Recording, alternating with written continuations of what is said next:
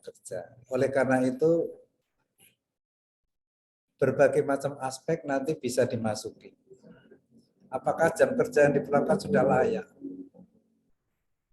Apakah ada kebebasan berserikat dan sebagainya? Ini salah satu atau beberapa hal topik tentang tenaga kerja. Misalnya seperti di STI Cendekia Karya Utama ini, di samping ada ijazahnya nanti juga diberi suatu pendamping. Salah satunya adalah privat AB untuk akuntansi, CTT untuk akuntansi, dan LAO untuk manajemen. Ini sebagai bekal untuk tadi, apakah tenaga kerjanya sudah pas, sudah, dan sebagainya. Misalnya dari sisi kesehatan dan keamanan. Bagaimana kondisi kerja yang aman dan sehat bagi karyawan? Apakah sudah ada asuransi dan sebagainya? Itulah nanti manfaatnya kita bisa bergabung di sini. Pengaruh lingkungan. Apakah lingkungan seperti apa, praktek-praktek apa yang bisa mendorong suatu perbaikan yang secara berkelanjutan? Oleh karena itu, di sini ada beberapa hal yang bisa kita sampaikan, yaitu antara lain adalah perbaikannya di bidang apa. Untuk memperbaiki bidang apa ini, paling tidak kita bisa melakukan suatu penerapan terhadap pelatihan karyawan. Memberi pelatihan karyawan tentang kebijakan dan prosedur kepatuhan sosial. Bagaimana K3-nya dan sebagainya itu nanti akan disampaikan dalam kegiatan ini. Misalnya yang lain lagi adalah tentang pemasok, audit pemasok.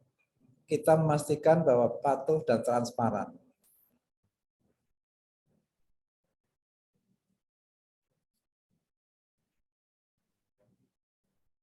Ini next, ini sudah sampai, tolong operatornya. Karena kita waktunya hanya 10 menit. Terus lanjut. Nah, ini paling tidak di sini rekomendasinya di sini adalah salah satunya adalah bagaimana menerapkan program pelatihan karyawan. Memberi pelatihan kepada karyawan tentang kebijakan dan prosedur kepatuhan sosial. Apakah kita mempekerjakan tenaga kerja yang masih di bawah umur? Apakah bahan bakunya seperti apa kalau kita ekspor dan sebagainya? Inilah nanti pentingnya tentang audit ini. Nah, supaya ini bisa masuk nanti pemahaman terhadap ini bisa dilengkapi misalnya dengan analisis SWOT dan seterusnya.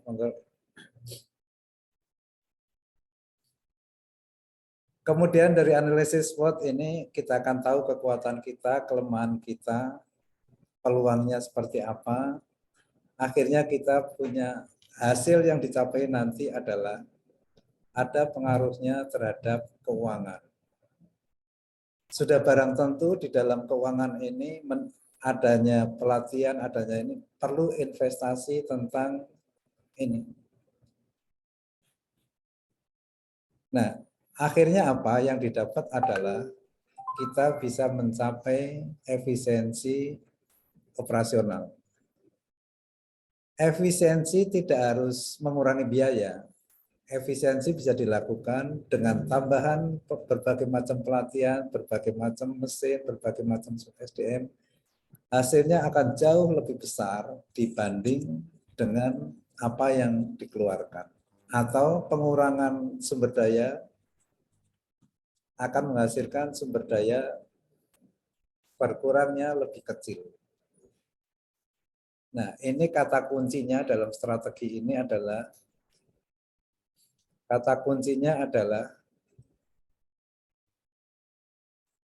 ini kita bisa melakukan kolaborasi dengan supplier kita bisa melakukan kolaborasi dengan stakeholder atau memberi pelatihan yang komprehensif terhadap tenaga kerja tentang kebijakan dan prosedur kepatuhan sosial. Nah, ini barang tentu dalam rangka inilah kami memadukan kurikulum yang ada di kami dengan PT Era Trans Consulting untuk berkolaborasi dalam rangka mewujudkan pemahaman tentang audit kepatuhan sosial ini. Ini tuntutannya di ke depan akan sangat besar karena akan membawa dampak terhadap citra perusahaan. Mungkin itu yang bisa saya sampaikan. Selamat bergabung dengan kegiatan ini. Mari berkolaborasi STI Cendekia Karya Utama dengan PT Era Trust Consulting. Mudah-mudahan pemahaman-pemahaman yang nanti disampaikan oleh Pak Oki akan memberi pencerahan terhadap kita betapa pentingnya audit sosial ini terhadap pertumbuhan perusahaan di masa depan. Karena kita tidak bisa lagi bekerja secara tidak terencana. Terima kasih. Wabillahi taufik wal-hidayah. Wassalamualaikum warahmatullahi wabarakatuh. Waalaikumsalam warahmatullahi wabarakatuh.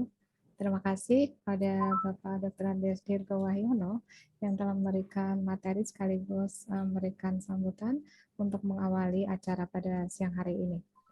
Baik, sebelum kita masuk ke acara utama, yaitu materi session atau session materi tentang training social complaint audit, di sini ada beberapa hal yang akan saya sampaikan terlebih dahulu. Izinkan saya untuk share screen.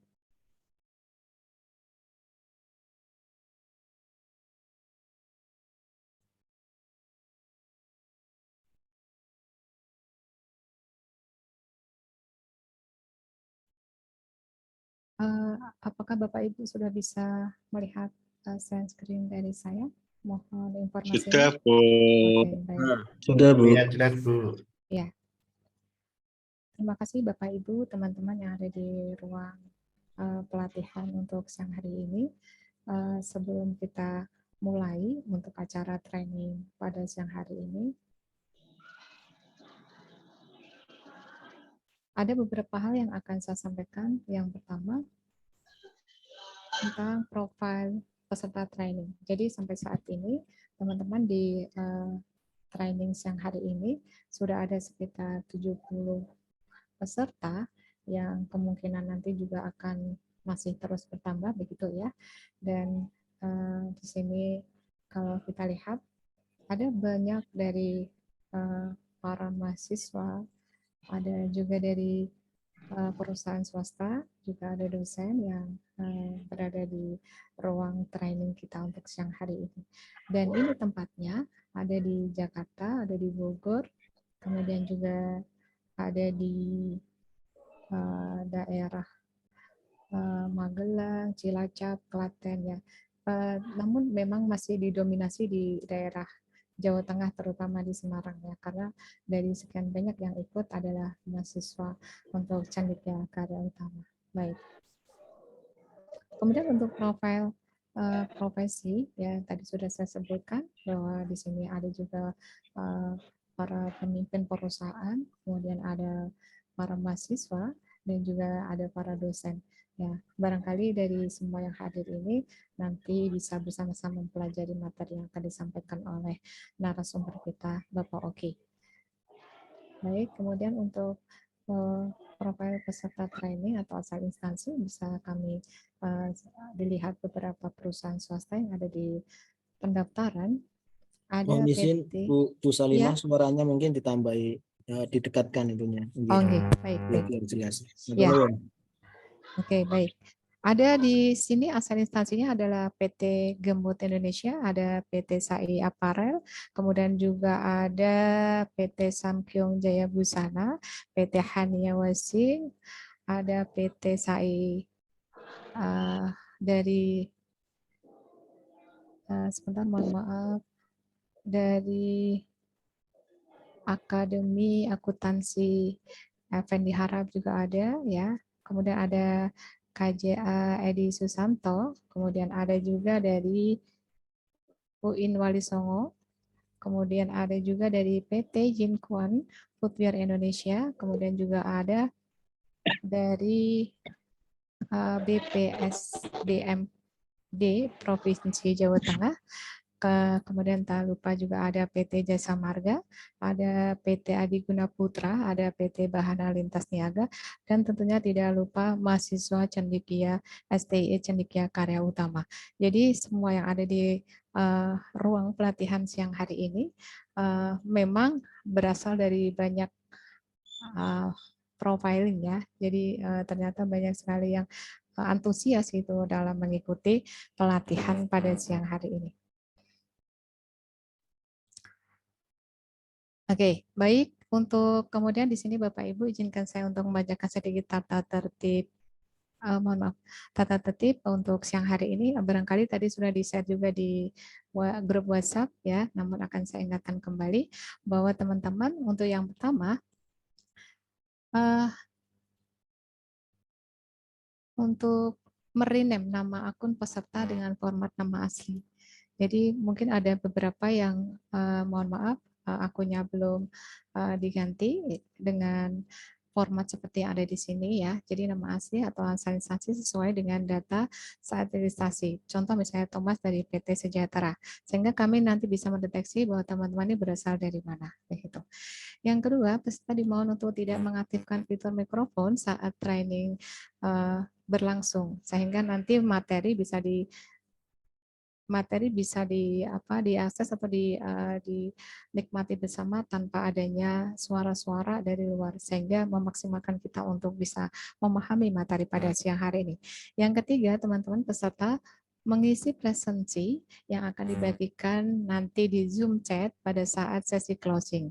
Jadi teman-teman silakan fokus dulu untuk mendengarkan materi dan mendengarkan nanti question and answer ya. Setelah itu baru akan dimunculkan presensi. Sekaligus nanti teman-teman juga akan ada informasi-informasi dari STIE Cendekia Karya Utama maupun dari PT Era Trust Consulting.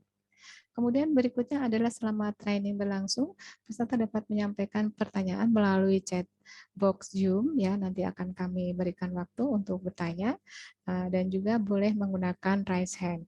Yang kelima, recording training dapat diakses pada channel YouTube, nanti akan diberikan linknya ya, baik nanti dari PT Era Trust Consulting maupun dari STE Cendekia Karya Utama. Baik, Bapak Ibu, teman-teman yang ada di sini, hari ini, siang ini, ya kebetulan sudah hadir dan bersama kita Bapak Oki Reno Armando ya. Tadi untuk Bapak juga sudah memberikan materi sekaligus sambutan. Oke, saya sapa dulu. Assalamualaikum Pak Oki Reno. Waalaikumsalam warahmatullahi wabarakatuh, Bu. Selamat Iya. siang. Oke, beliau ini adalah pemimpin PT Era Trust Consulting Semarang. Juga beliau juga dosen, jadi ada universitas di Kota Semarang. Kemudian juga beliau juga trainer di beberapa instansi dan perusahaan. Nanti secara lebih rinci mungkin bisa disampaikan oleh beliau, Bapak Oki, untuk perkenalan lebih detail begitu.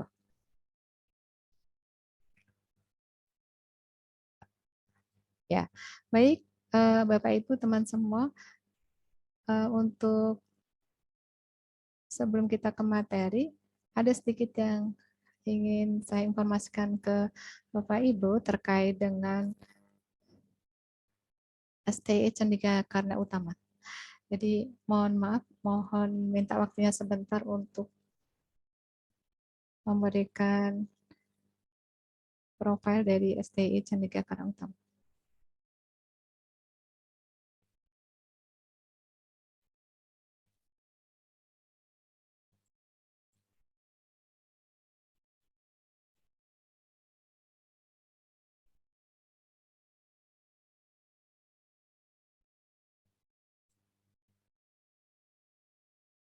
Sebentar.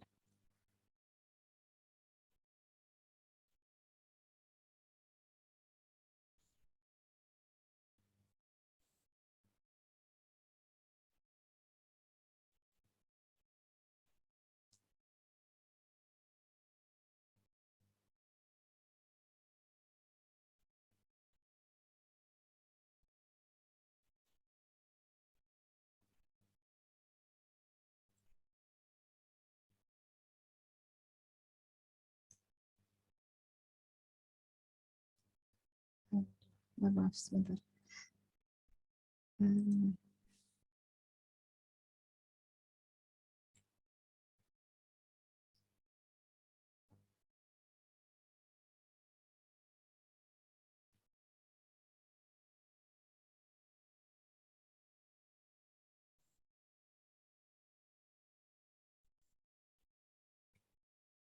Ya, teman-teman, Bapak Ibu, apakah slide-nya sudah berganti? Belum, Bu. Belum. Belum. Hmm. Sebentar. Oh, belum. Ya, ya. Sebentar.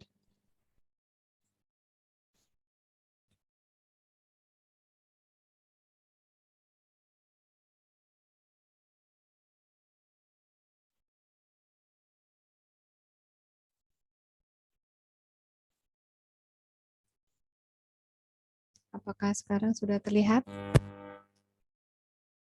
Sudah terlihat jelas, Bu. Oh ya. Sudah terlihat, Guru. Iya, terima kasih informasinya teman-teman, Bapak Ibu yang ada di ruang pelatihan hari ini. Jadi sebelum nanti narasumber memberikan materi, saya akan memperkenalkan dulu bahwa SDI Candikara Utama untuk penerimaan 2002 tahun 2023-2024 nanti akan ada banyak ya dari SDI Candikara Utama. Kalau ada anak-anak atau teman-teman mahasiswa yang masih bingung mau kuliah di mana, gitu ya, saudaranya barangkali atau temannya boleh ya, mau kerja tapi belum ada skill misalnya, pengen kuliah tapi belum ada biaya, kamu nanya ya, silakan nanya ke SDI Candikara Utama. Tempatnya di mana? Tempatnya ada di Tegalsari, ya, tempatnya ada di Tegalsari, ada Google Map-nya, alamatnya ada di Tegasari nomor 102 Candi, Kecamatan Candisari, Kota Semarang, Jawa Tengah. Oke, cendekia karena utama ini ada spesialnya yaitu ekonomi logistik dan entrepreneur ya. Di sini ada jurusan S1 manajemen dan S1 akuntansi. Prospek kerjanya nanti meliputi perusahaan logistik, pelayaran, bandara, ekspedisi, forwarding, ekspor impor, bea cukai, pelindo, supervisor, manajer, pendidikan perusahaan pemerintah swasta lainnya. Tentunya dipastikan bahwa teman-teman setelah lulus akan banyak peluang untuk bisa bekerja ataupun membuka wirausaha. Ya, untuk STI Candikara Utama membuka pendaftaran, ada kelas reguler pagi, kemudian juga ada kelas reguler sore, dan tentunya kelas khusus karyawan atau akhir pekan. Nah, ini silakan teman-teman mau pilih yang mana, mau reguler boleh, mau kelas khusus karyawan juga boleh. Nanti kalau ada tetangga, teman, atau yang masih belum punya tempat untuk kuliah, teman-teman boleh bantu untuk memberikan informasi tentang STI Candikara Utama. Tentunya dengan keunggulan STI Cendekia Utama, yang pertama peluang penempatan kerja dalam proses praktek kerja, kemudian ada kesempatan mendapatkan beasiswa juga, kemudian biaya dipastikan sangat terjangkau, dan pilihan waktunya sangat fleksibel ya, mengikuti kegiatan teman-teman atau di tengah-tengah kesibukan teman-teman yang memang sudah bekerja. Kemudian apa yang diperoleh dari STI CKU? Di sini ada yang pertama, pelatihan kompetensi yang akan mendapatkan sertifikat, yaitu Logistik Administrative Officer atau LAO, kemudian ada Export Import Exchange, kemudian ada brevet pajak AB, kemudian ada Certified Tech Technician atau CTT atau Certified Associate Accounting atau CAAT. Ya, tentunya nanti ada ijazah S1-nya dan juga ada English for Logistik dan mata kuliah konsentrasi logistik ya. Ditambah ada tes kecerdasan STVIN agar mengetahui potensi diri dari teman-teman mahasiswa. Kemudian kami informasikan juga bahwa beasiswa khusus untuk 5 orang ya, ini ada bidik misi atau KIP, di mana teman-teman nanti bisa belajar dan berprestasi ya. Tentunya mahasiswa berprestasi itu akan lebih bisa diprioritaskan ya. Tentunya juga mahasiswa berprestasi akan diperhatikan oleh yayasan sehingga nanti bisa diberikan beasiswa khusus untuk 5 orang pertama. Ya. Kemudian sertifikat untuk kompetensi yang bisa teman-teman dapatkan, ini kembali saya bacakan, ada logistik administratif officer, kemudian ada ekspor import exchange, kemudian ada brevet pajak AB, ini untuk di bidang perpajakan, kemudian ada di certified tax technician atau BNSP ya, kemudian ada certificate associate accounting technician atau CAAT dari BNSP. Kompetensi unggulannya ada yang pertama diakui se-ASEAN, kemudian tenaga pelatih dari para praktisi, dan kemudian juga ada sebentar, mohon maaf, ketutup, uji kompetensi Badan Nasional Sertifikat Profesi BNSP. Jadi keunggulan ini bisa teman-teman dapatkan kalau teman-teman kuliah di STI Cendekia Karna Utama. Oke. Berikut adalah proses pendaftaran. Teman-teman bisa mendaftar ya. Para mahasiswa bisa mendaftar menggunakan link ini yang tertera di sini. Kemudian silakan memilih menu PMB 2023, klik tombol daftar di sini, kemudian isikan email untuk login ya. Teman-teman kalau offline juga bisa. Teman-teman bisa masuk ke kantornya STI Cendekia Karna Utama, di situ mahasiswa mendatangi langsung ke kampus, kemudian petugas akan melakukan pendataan calon mahasiswa baru secara online ya, kemudian petugas mencetak print out bukti pendaftaran, setelah itu calon mahasiswa melakukan pengisian form dan calon mahasiswa mengikuti ujian yang akan ditentukan jadwalnya. Oke, syarat pendaftaran yang ada di sini ya, nanti teman-teman bisa diakses ya, kalau yang ingin atau tertarik untuk masuk di STI Cendekia Karna Utama, silakan nanti hubungi host atau co-host boleh ya, atau ke ibu juga boleh. Syaratnya ada di sini ya, teman-teman. Yang pertama fotokopi ijazah, kemudian ada fotokopi raport kelas semester 2, kemudian ada pas foto hitam putih 3x4 ya, sebanyak 2 lembar saja, kemudian fotokopi akte kelahiran dan fotokopi KTP. Nah, berarti semakin jelas bahwa teman-teman ketika teman-teman kuliah di STI Cendekia Karna banyak banget yang bisa teman-teman dapatkan ya. Selain teman-teman mendapatkan ilmu, ternyata banyak banget fasilitas-fasilitas yang diberikan oleh STI Cendekia Karna Utama. Baik. Ya, kita kembali ke ini dulu.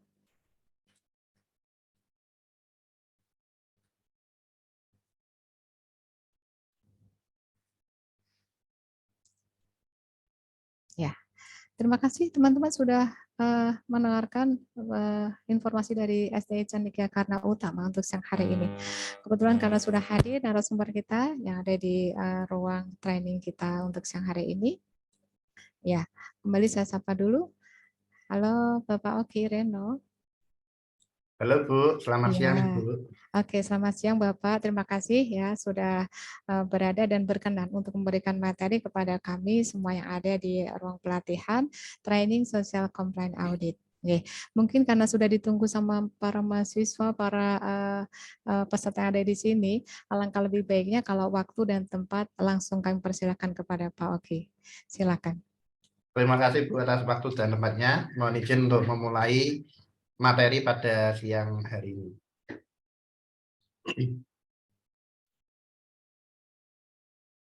Mohon izin share dulu untuk materinya rekan-rekan.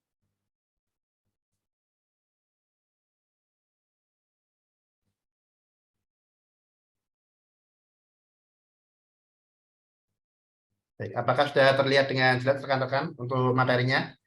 Ya, sudah Bapak. Sudah, ya? Baik. Selamat siang, terima kasih atas partisipasinya kepada rekan-rekan semuanya peserta pelatihan audit sosial compliance pada siang hari ini. Kami ucapkan selamat datang dan semoga apa yang kami sampaikan dapat bermanfaat bagi perkembangan karir Bapak Ibu sekalian. Nah, ada peribahasa tidak kenal maka tidak sayang. Oleh karena itu, izinkan saya untuk memperkenalkan diri sehingga kalau sudah kenal maka akan terjalin hubungan yang baik. Tapi jangan disayang, karena saya sudah punya istri Bapak Ibu. Anaknya udah 2, jadi sekarang saya tinggalnya di Ungaran, rumahnya di Boja, tapi KTP-nya di Semarang. Jadi kadang ya pindah-pindah ke sana sini. Secara singkat saya lahir di Semarang 10 Oktober 1988, masih muda Bapak Ibu. Kemudian saya juga berpendidikan di STIE Cendekia Karya Utama. Saya memiliki pengalaman sejak muda nih ya, langsung lulus sekolah sudah di perusahaan Medline Indonesia, ini perusahaan furniture kelas dunia, kemudian di PT Bitra Tech Industries, ini di daerah Penggaron, Semarang, di dekat terminal Penggaron. Kalau Bapak Ibu yang rumahnya Semarang, bisa melihat itu di samping kanan kalau di Semarang ya. Kemudian saya juga pernah di PT Apparel One Indonesia, perusahaan garment untuk produksi Adidas. Ini pernah juga di PT TKPN, kalau Bapak Ibu, terutama yang ibu-ibu ini ya, kalau tahu kapas kecantikan, nah itu dari TKPN, lokasinya ada di Bawen. Pernah juga saya bekerja di Penyu Group, ini perjalanan singkat di Penyu Group, dalam 5 bulan saya berhasil menurunkan defect hampir 40%, kemudian meningkatkan produksi itu hampir 100%, dan juga membuat kanal penjualan online, karena pada waktu itu adalah awal pandemi, sehingga benar-benar penjualan drop, sehingga kita harus menjual secara online, dan di situ kita membuat program penyuku, dan itu cukup bagus penjualannya untuk membantu perusahaan tetap survive. Selanjutnya saya mendapatkan tawaran dan kesempatan untuk bekerja di Hekla Tekstil Internasional, perusahaan garment yang berlokasi di KIK Kendal. Itu juga perusahaan dari Taiwan, kelas dunia, mengerjakan produk dari Nike pada waktu itu. Jadi kita mulai dari awal hingga akhirnya bisa produksi, lolos audit. Bapak Ibu juga perlu ketahui kalau kita mau membangun sebuah pabrik, terutama garment, footwear, dan lain sebagainya, persyaratan audit sosial ini merupakan suatu kewajiban. Jadi sebelum kita mendapatkan order ataupun kita ingin mengerjakan suatu order, kita harus melalui yang namanya audit social compliance. Saya juga pernah bekerja di PT Batang Alum Industri. Industri ini suatu perusahaan, ini beda beda industri ya. Kalau dulu di mebel, kemudian ada di plastik, ada di garment, ini beda lagi. Ini makanan Bapak Ibu. Makanan lebih banyak lagi sertifikasinya, ada halal, ada GMP, ada ISO 22000 dan macam-macam. Selanjutnya saya mendapatkan kesempatan pada tahun kemarin hingga tahun ini, pertengahan tahun ini, untuk menjabat sebagai QA Manager di PT CDS Asia Elektronik, suatu perusahaan lampu elektronik yang berlokasi di BSD Semarang. Bangsa ekspornya adalah Amerika. Ini juga sama Bapak Ibu, perlu diketahui, kita mencoba, ini perusahaan baru, kita mencoba untuk mengembangkan bisnis, orderan, tawaran, kita mencoba lobby-lobby ke beberapa perusahaan dari brand yang terkenal di Amerika. Juga sama, kita melewati fase yang namanya tahap audit. Auditnya tidak hanya satu kali, bukan hanya social compliance, tapi berkali-kali. Ada GTPAT, social compliance, dan lain sebagainya. Yang terakhir adalah GMP audit.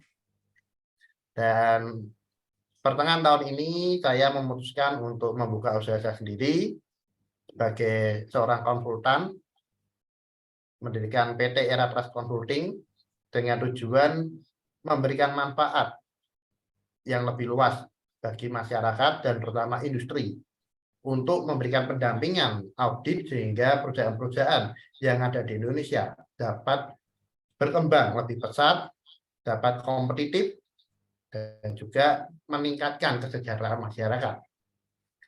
Ini ada beberapa pelatihan yang pernah saya ikuti, antara lain penilaian SDM, instruktur level 3, pelatihan ISO seri 9001, 14001, 45000, kemudian 31000, dan lain sebagainya. Saya juga tersertifikasi sebagai internal auditor, manajemen berbasis ISO, pelatihan GKM, petugas K3 kimia, dan lain sebagainya. Mungkin ini perkenalan singkat dari saya Bapak Ibu. Harapannya dapat memberikan gambaran tentang background saya. Nah, Bapak Ibu, sebelum kita memulai atau masuk ke materi, izinkan saya membagikan sebuah cerita Bapak Ibu. Bapak Ibu pasti mendengar ya beberapa waktu lalu di sosial media adanya berita viral tentang seseorang karyawan, tepatnya karyawati ya, di Facebook, di sosial media manapun viral Bapak Ibu. Mengaku pada waktu itu bayaran untuk lemburnya atau perhitungan lemburnya tidak sesuai dengan yang dilaksanakan. Ini di salah satu kota di Jawa Tengah. Kemudian ada tindak lanjut dan setelahnya juga saya kurang mengikuti karena ini kan ranahnya sudah perusahaan orang lain, jadi kurang mengikuti, tetapi sempat viral Bapak Ibu.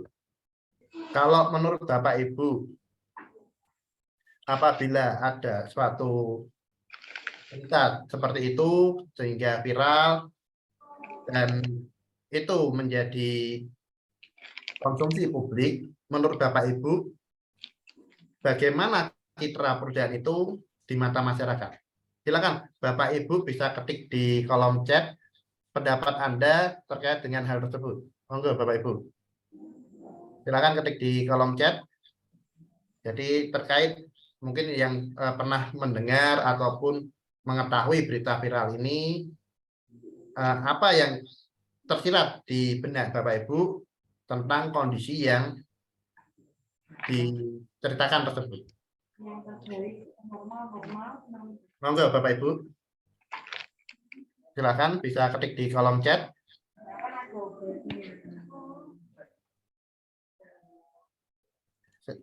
Terkait dengan pendapat Bapak Ibu terkait dengan adanya berita di mana ada seorang karyawati yang mengaku upah lemburnya tidak dibayar semestinya ya. Seperti itu. Silakan bagi yang hendak menjawab, berkenan menjawab, bisa ketik di kolom chat untuk dapat kita sharing.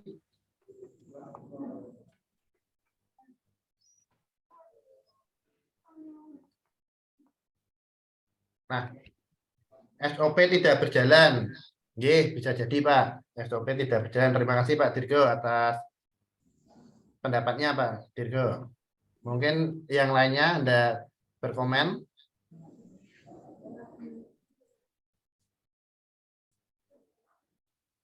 Tentu suatu hal ini pabrik banyak penyimpangan regulasi dan kondisi pabrik tidak komplit, tidak sehat dari segi pendapatan.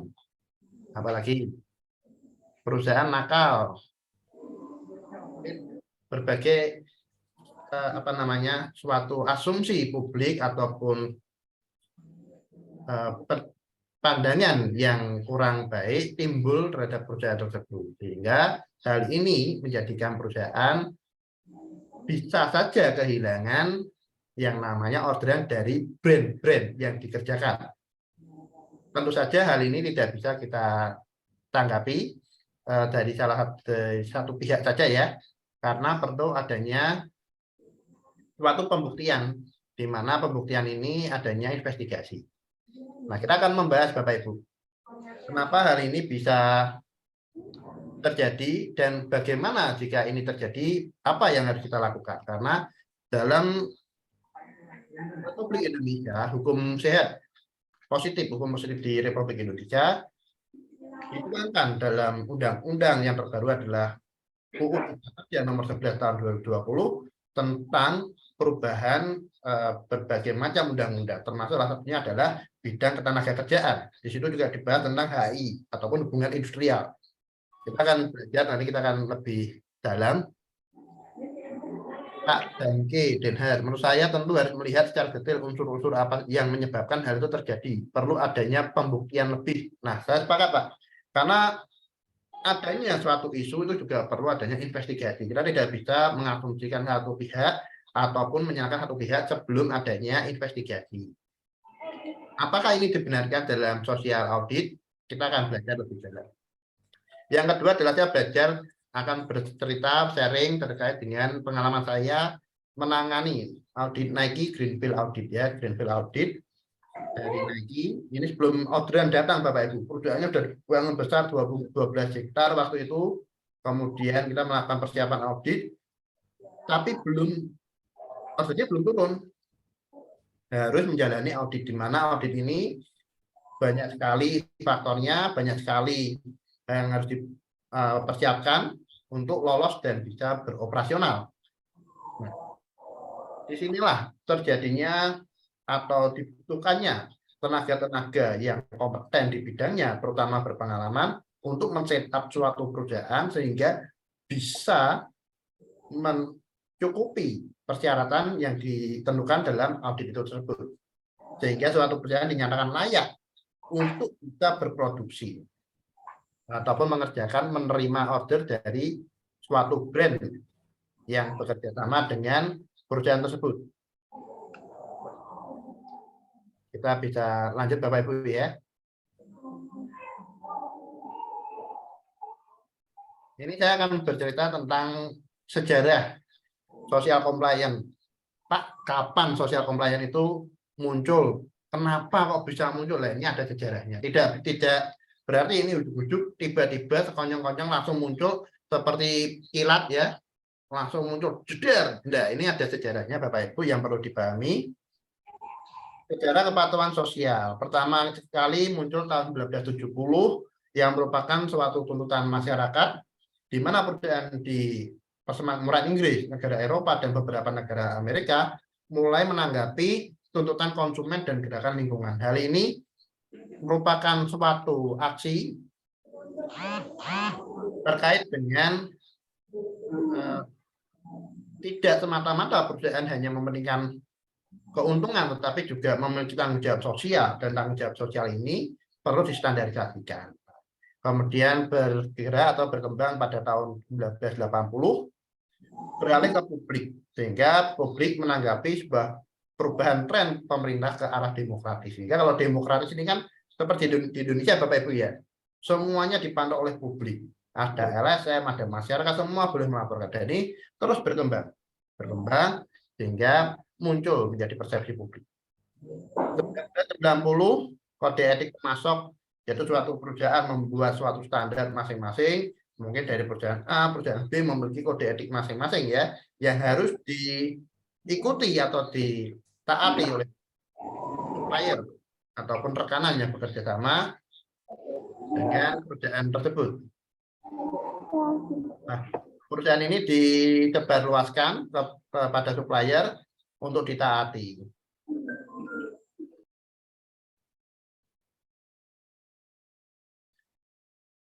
Kemudian di tahun 2000, awal 2000 ini mulai berkembang yang namanya audit sosial Bapak Ibu. Mulai lembaga-lembaga pihak ketiga bermunculan mengadakan yang namanya service audit sosial. Kemudian dari sekarang menjadi 2020 menjadi suatu kewajiban dasar. Bahkan kalau kita mau menjalankan suatu order, bekerja sama di suatu negara, itu diwajibkan harus memenuhi standar yang ada. Sejarah singkatnya seperti itu, Bapak Ibu. Semoga dapat bermanfaat. Sehingga kita tahu, ini kenapa kok social audit? Oh, bisa menjelaskan, gitu ya. Nah, kenapa dia bertanya-tanya? Pengertian kepatuhan sosial itu sendiri apa? Kepatuhan sosial adalah proses berkelanjutan di mana organisasi berusaha untuk melindungi kesehatan. Bukan hanya keselamatan ya, tapi kesehatannya juga, keselamatan dan hak-hak mereka, komunitas dan lingkungan tempat mereka beroperasi. Jadi jangan sampai suatu perusahaan itu beroperasi, tetapi lingkungannya mungkin tercemar, masyarakatnya kurang sejahtera, ataupun banyak terjadi kecelakaan kerja. Nah, itu yang tidak diinginkan. Karena ini merupakan suatu tanggung jawab sosial yang dimiliki perusahaan untuk menciptakan masyarakat yang sejahtera.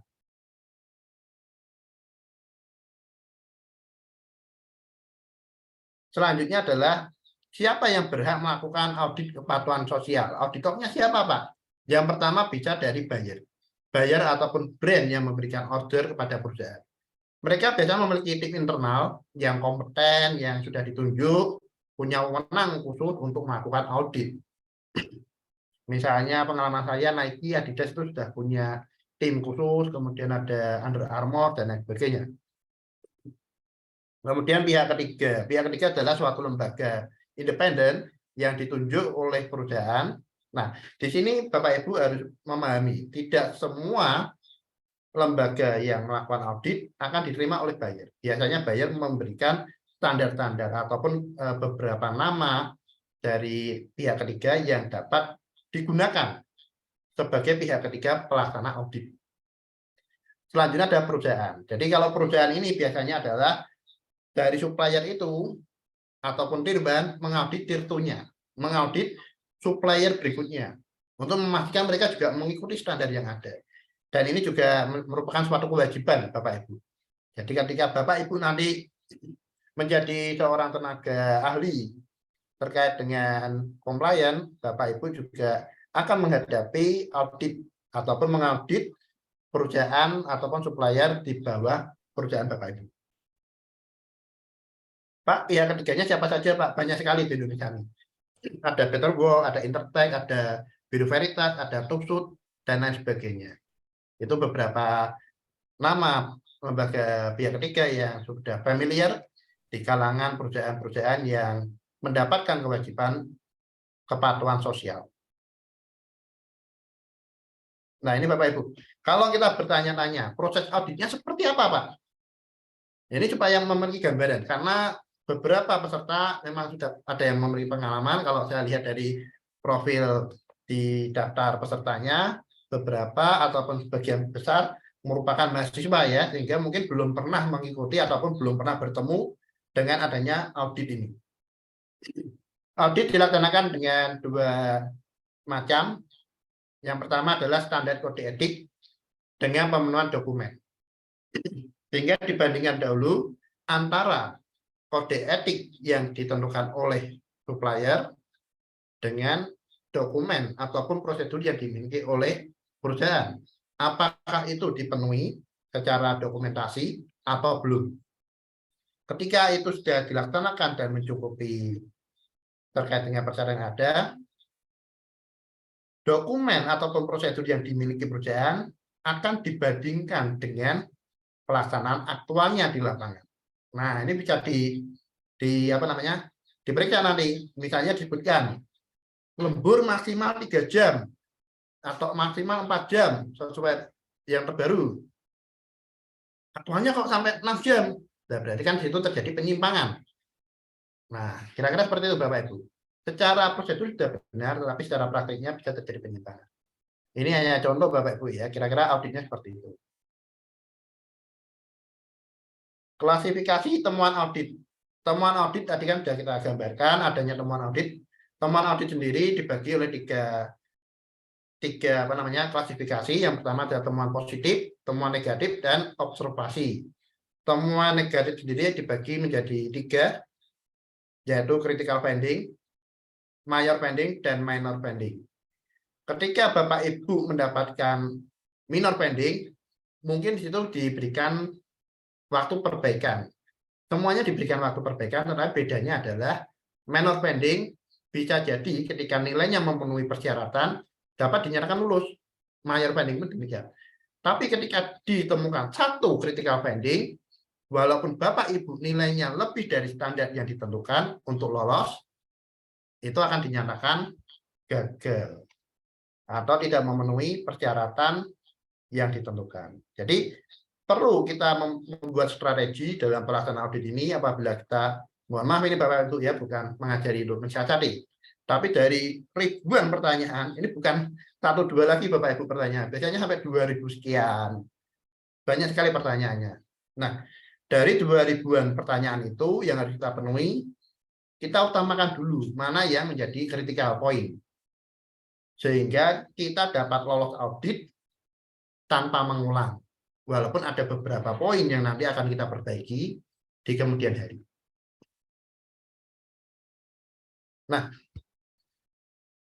ini saya ingin memberikan kuis ini. Bapak Ibu kira-kira minat enggak dengan kuis ini? Halo? Ya, teman-teman silakan kasih flashback. Berminat Pak, berminat. Minat Pak. Baik. Untuk kuisnya apakah Ada Pak hadiahnya nggak, Pak? masih bergabung Pak Dirgo?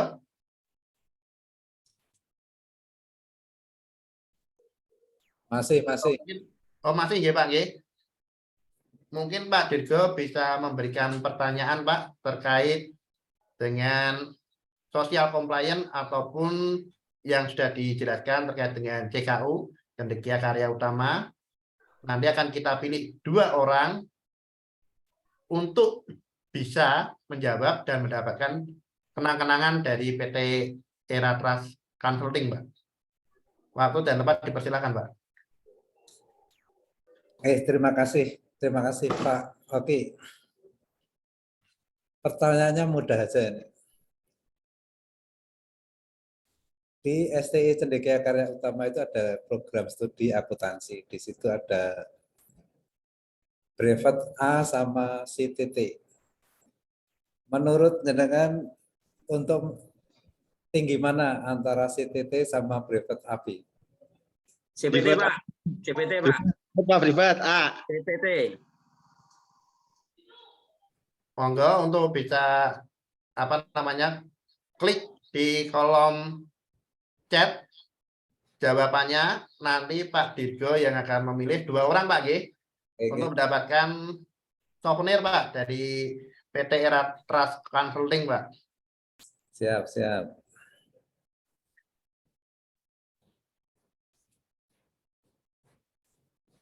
Yuk kita tunggu 10 ya, kita hitung sampai 10 ya rekan-rekan ya. Yang belum komen silakan komen, nanti dipilih 2 orang. Kita hitung 10 ya. 10, 9, 8, 7, 6, 5, 4, 3, 2, Ada dari PT 1. sama brevet siapa ini? Monggo Pak Dirgo dari peserta yang telah berkomentar, kira-kira pemenangnya siapa Pak? Dian Prawira. Oke, Dian Perwira. Kemudian Unggul Agus Sasongko. Dengan Unggul Agus nggih Pak nggih. Terima kasih Pak. Sama-sama.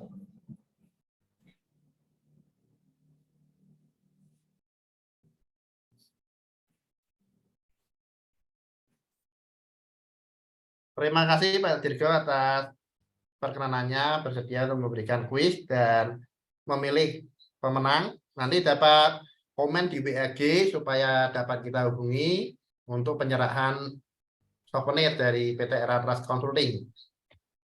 Masih gabung ya Pak dengan grupnya ya Pak? Nanti sertifikat juga akan kita bagikan di WA grupnya. Jadi rekan-rekan jangan keluar dulu dari WA grup. Nanti akan kita berikan sertifikat kehadiran bagi yang mengisi post-test Bapak Ibu. Jadi post-test jangan lupa untuk diisi.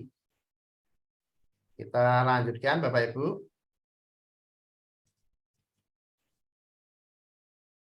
Ruang lingkup dan klausul audit kepatuhan. Ini Bapak Ibu, kita masuk di poin intinya Bapak Ibu. Kalau tadi kita sudah menjelaskan terkait dengan proses audit itu seperti apa, kita masuk ke dalam ruang lingkup dan klausul audit kepatuhan itu sendiri.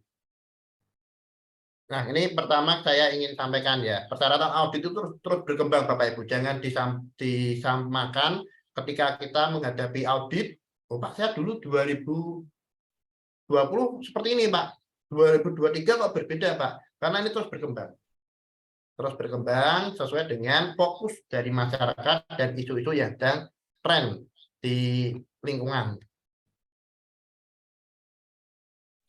Standarnya sendiri Bapak Ibu, kalau kita bicara sosial audit standar, Pak, standarnya apa aja Pak? Standar audit sosial itu ada banyak Bapak Ibu.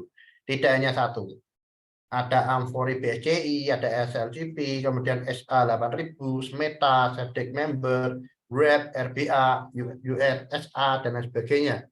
Pak, lah yang mana yang benar? Yang benar adalah yang diakui oleh buyer Anda.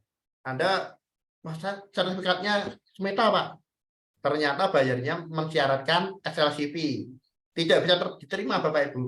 Karena mereka menentukan standar yang berbeda. Nah, perlu diketahui ketika kita ingin mengadakan atau menyelenggarakan suatu audit sosial, dikonfirmasikan lebih dahulu dengan brand ataupun dengan buyer terkait dengan standar yang digunakan dan juga pihak ketiga yang ditunjuk.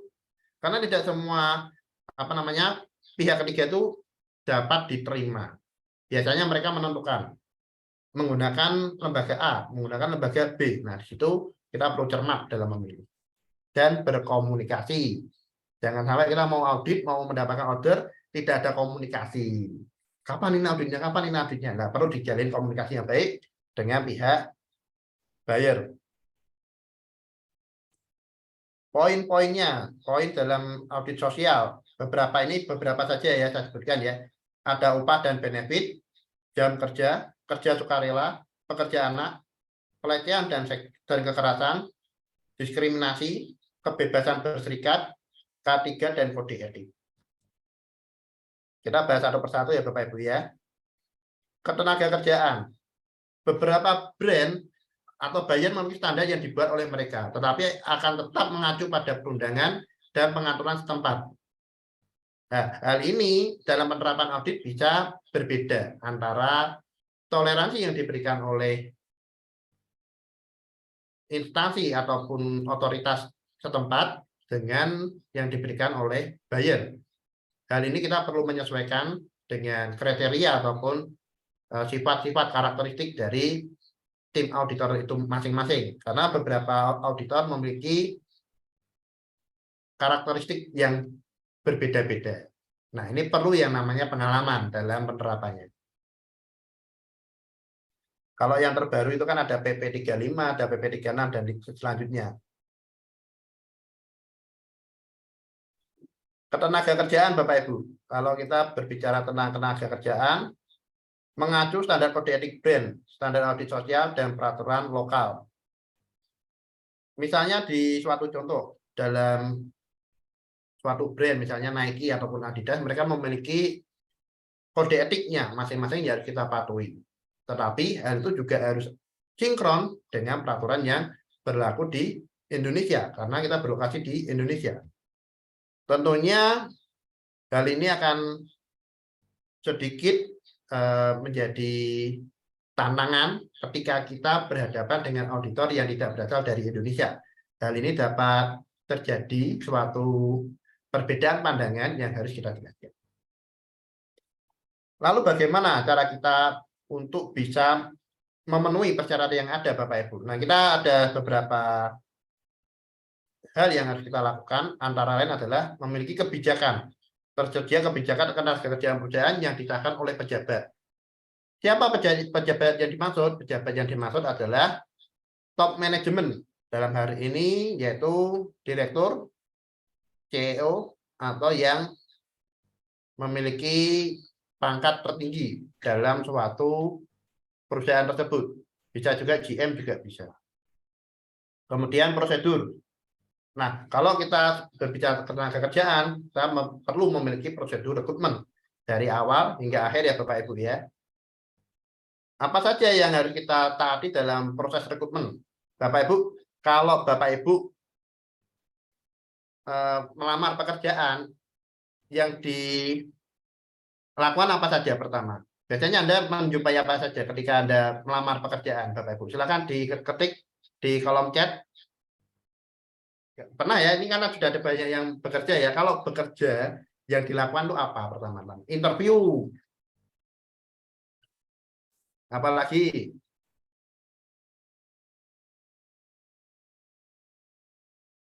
Silakan ketik di kolom chat. Kita interaksi dua arah Bapak Ibu ya, supaya nanti bisa lebih jelas.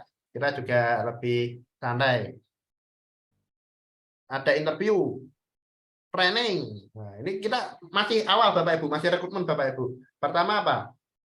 Lihat apa dulu itu kalau kita mau melamar tuh lihat apa biasanya? Ijazah, gaji. Pasti yang pertama yang dilihat adalah lowongan kerja dulu Bapak Ibu ya. Anda tidak bisa interview sebelum Anda melihat lowongan kerja, melamar itu belum bisa karena harus melamar dulu ataupun melihat lowongan kerja. Ya, kita lihat dulu lowongan kerjanya. Itu pun ada tata caranya Bapak Ibu. Nah, yang pertama adalah ini. Mengacu pada standar ini ya tadi ya. Pekerja bersifat sukarela. Sukarela artinya apa? Perusahaan itu bukan dari penjara, kerja paksa, perdagangan orang, dan lain sebagainya. Kemudian tidak berbayar atau memberikan jaminan. Kadang Bapak Ibu mungkin pernah menjumpai ada rekrutmen yang mensyaratkan adanya jaminan ataupun penahanan dokumen resmi dan lain sebagainya. kemudian perlakuan adil, tidak memandang gender, usia, ras, agama, dan lain sebagainya. Itu tidak diperkenankan Bapak Ibu. Jadi kalau Bapak Ibu ini sudah mulai teknis ya kita ya, ketika Bapak Ibu nanti bekerja di suatu perusahaan atau menjadi staf compliance, manajer compliance, dan lain sebagainya, kok ada staf HRD buat lowongan pekerjaan itu ya, kok disebutkan usia minimal sekian, itu tidak diperkenankan. Dicari wanita ataupun pria, itu juga tidak diperkenankan. Lalu bagaimana Pak? Ya kita sebutkan aja. Dibutuhkan bagian A, pekerjaannya ini. Seperti itu. Sistem kerjasamanya sesuai. Sesuai artinya apa Bapak Ibu? Sesuai dengan undang-undang. Misalnya memiliki perjanjian kerja, memiliki kerjasamanya berbentuk apa? Harian, bulanan, kerja tetap, dan lain sebagainya. Beberapa brand mensyaratkan pekerja harus berstatus pegawai tetap. Jadi 3 bulan percobaan, lalu langsung diangkat menjadi pegawai tetap. Ini ya. Kemudian personal file karyawan. Personal file karyawan harus disimpan Bapak Ibu. Nanti kalau Bapak Ibu melihat, lah ini karyawan apa? Personal file-nya apa? Personal file itu meliputi berkas lamaran. Bapak Ibu kan melamar itu. Itu sebagai bukti Bapak Ibu melamar dengan sukarela. Kemudian adanya penilaian. Apakah karyawan ini dinyatakan diterima atau tidak. Kemudian dokumen tenaga kerja harus disimpan. Harus disimpan termasuk ijazah dan lain sebagainya. Pakaian kerja, tidak mensyaratkan pakaian kerja kecuali disediakan oleh perusahaan. Misalnya Bapak Ibu, selama bekerja masa orientasi dan lain sebagainya harus menggunakan pakaian berwarna putih, menggunakan pakaian berwarna hijau, itu tidak diperkenankan, kecuali perusahaan menyediakan. Lalu terkait dengan kehamilan untuk pekerja wanita, ini khusus pekerja wanita Bapak Ibu yang untuk kehamilan ya, tidak boleh disyaratkan. Misalnya disebutkan karyawan hamil yang hamil tidak diterima, itu tidak diperkenankan. Ataupun pertanyaan-pertanyaan yang bersifat tentang kehamilan itu juga tidak diperkenankan. Ketika audit nanti akan diverifikasi Bapak Ibu, verifikasinya tidak hanya dalam prosedur dokumen tenaga kerja personal file, tetapi juga adanya interview. Nah, jadi kalau Bapak Ibu, oh tidak apa-apa, nanti kita siasati dan sebagainya. Biasanya dalam interview itu akan terbuka. Karyanya ngaku, oh iya Pak, saya kemarin gini. Nah, gitu. Jadi, sebisa mungkin kita mentaati. Pengupahan, yang selanjutnya adalah pengupahan. Poin selanjutnya adalah pengupahan. Dalam social compliance, pengupahan harus sesuai dengan undang-undang. Kemudian perusahaan memiliki susu. Susu itu bukan susu murni atau susu sapi, bukan ya Bapak Ibu ya. Susu yang dimaksud adalah struktur upah, skala upah, dan juga prosedur yang jelas tentang penggajian. Biasanya berupa kapan dibayarkan, periodenya berapa lama, ada yang 2 minggu, ada yang 1 bulan, dan lain sebagainya. Kemudian pembayaran melalui bank apa, dan lain sebagainya. Kemudian perhitungannya Bapak Ibu, ini ada perhitungannya. Kalau lembur 1 jam berapa, 2 jam berapa, itu harus dijabarkan dan juga disosialisasikan kepada semua karyawan. Nah, bagaimana apabila dalam saat proses interview karyawan itu tidak tahu, wah Pak saya tidak tahu Pak cara menghitung gajinya. Nah, ini bisa menjadi temuan audit sehingga kita perlu memahamkan dengan benar terkait dengan perhitungan upah itu sendiri. Ini ya, perhitungan sesuai dengan data absensi Bapak Ibu. Jangan menggunakan double book. Double book itu apa Bapak Ibu? Ya misalnya lemburnya 5 jam. Ditulis cuma 3 jam. Yang 2 jam dibayar manual. Itu tidak diperkenankan.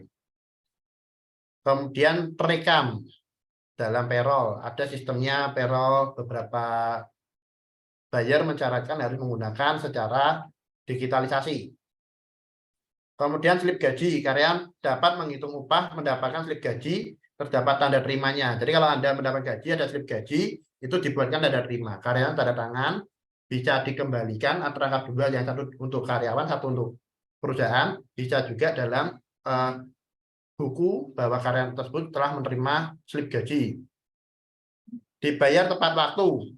Dibayar tepat waktu maksudnya adalah apabila gajiannya tanggal 1, maka tanggal 1 harus sudah dibayarkan. Bagaimana apabila tanggal 1 jatuh pada hari Minggu ataupun hari libur? Maka harus maju di hari sebelumnya. Tidak boleh mundur di hari berikutnya. Ketentuannya seperti itu. Potongan hanya potongan resmi sesuai dengan peraturan, misalnya pajak, asuransi kesehatan, dan hal-hal lain yang diatur oleh undang-undang. Kalau yang terbaru apa ini Bapak Ibu? Misalnya yang terbaru terkait apa? Pajak apa?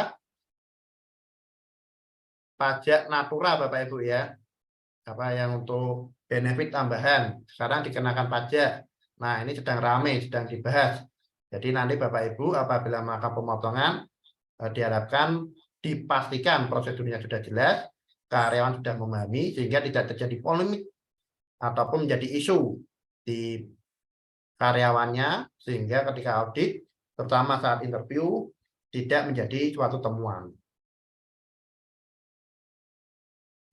Kemudian kebijakan pengupahan, ini untuk pemenuhannya ya Bapak Ibu ya. Bapak Ibu harus memiliki kebijakan pengupahan. Ini kalau di beberapa brand, terus saya pernah pengalaman di audit oleh Nike, harus ada kebijakannya, prosedurnya harus jelas, tertulis, disahkan, kemudian ada dokumentasinya, bukti perhitungan di upah, dirawat, dan update. Minimal 1 tahun ke belakang harus ada dokumennya. Tidak boleh bilang, Pak, saya tidak tahu, Pak, itu tidak diperkenankan. Tidak ditolerir juga. Kemudian adanya sosialisasi, bukti sosialisasi kepada karyawan terkait dengan standar pengupahan, prosesnya, dan juga laporan ataupun keluh kesah ketika adanya salah perhitungan. Tidak curang tadi ya, misalnya melakukan double book, pengurangan hak karyawan, dan hal lain sejenisnya. Misalnya untuk pekerja training, gajinya cuma 80%, itu juga tidak diperkenankan Bapak Ibu. Slip dan tanda terima, ini pastikan Anda memiliki slip gajinya yang sesuai dengan hasil perhitungan dan juga jam kerjanya. Nah, selanjutnya adalah jam kerja. Bapak Ibu yang sudah bekerja, saya mau tanya, jam kerja di Indonesia maksimal seminggu berapa jam?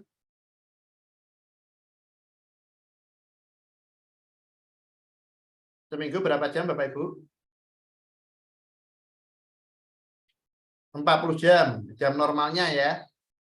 Ya, benar sekali. Ini ada Mas Rasidin ya. Ada 40 jam seminggunya, itu maksimal.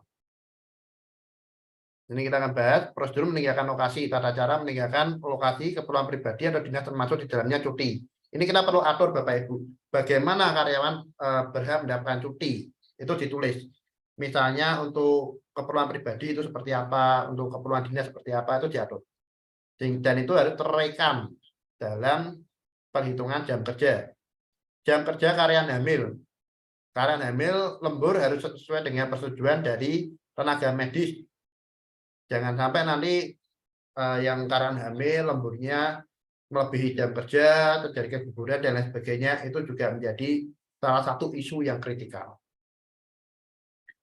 Prosedur ganti jam kerja. Nah, ini Bapak Ibu yang sering terjadi di perusahaan manufaktur, terutama di Indonesia ya, adanya hari kecepit. Tidak tahu saya istilah itu sudah, saya sejak awal karir sudah muncul yang namanya hari kecepit.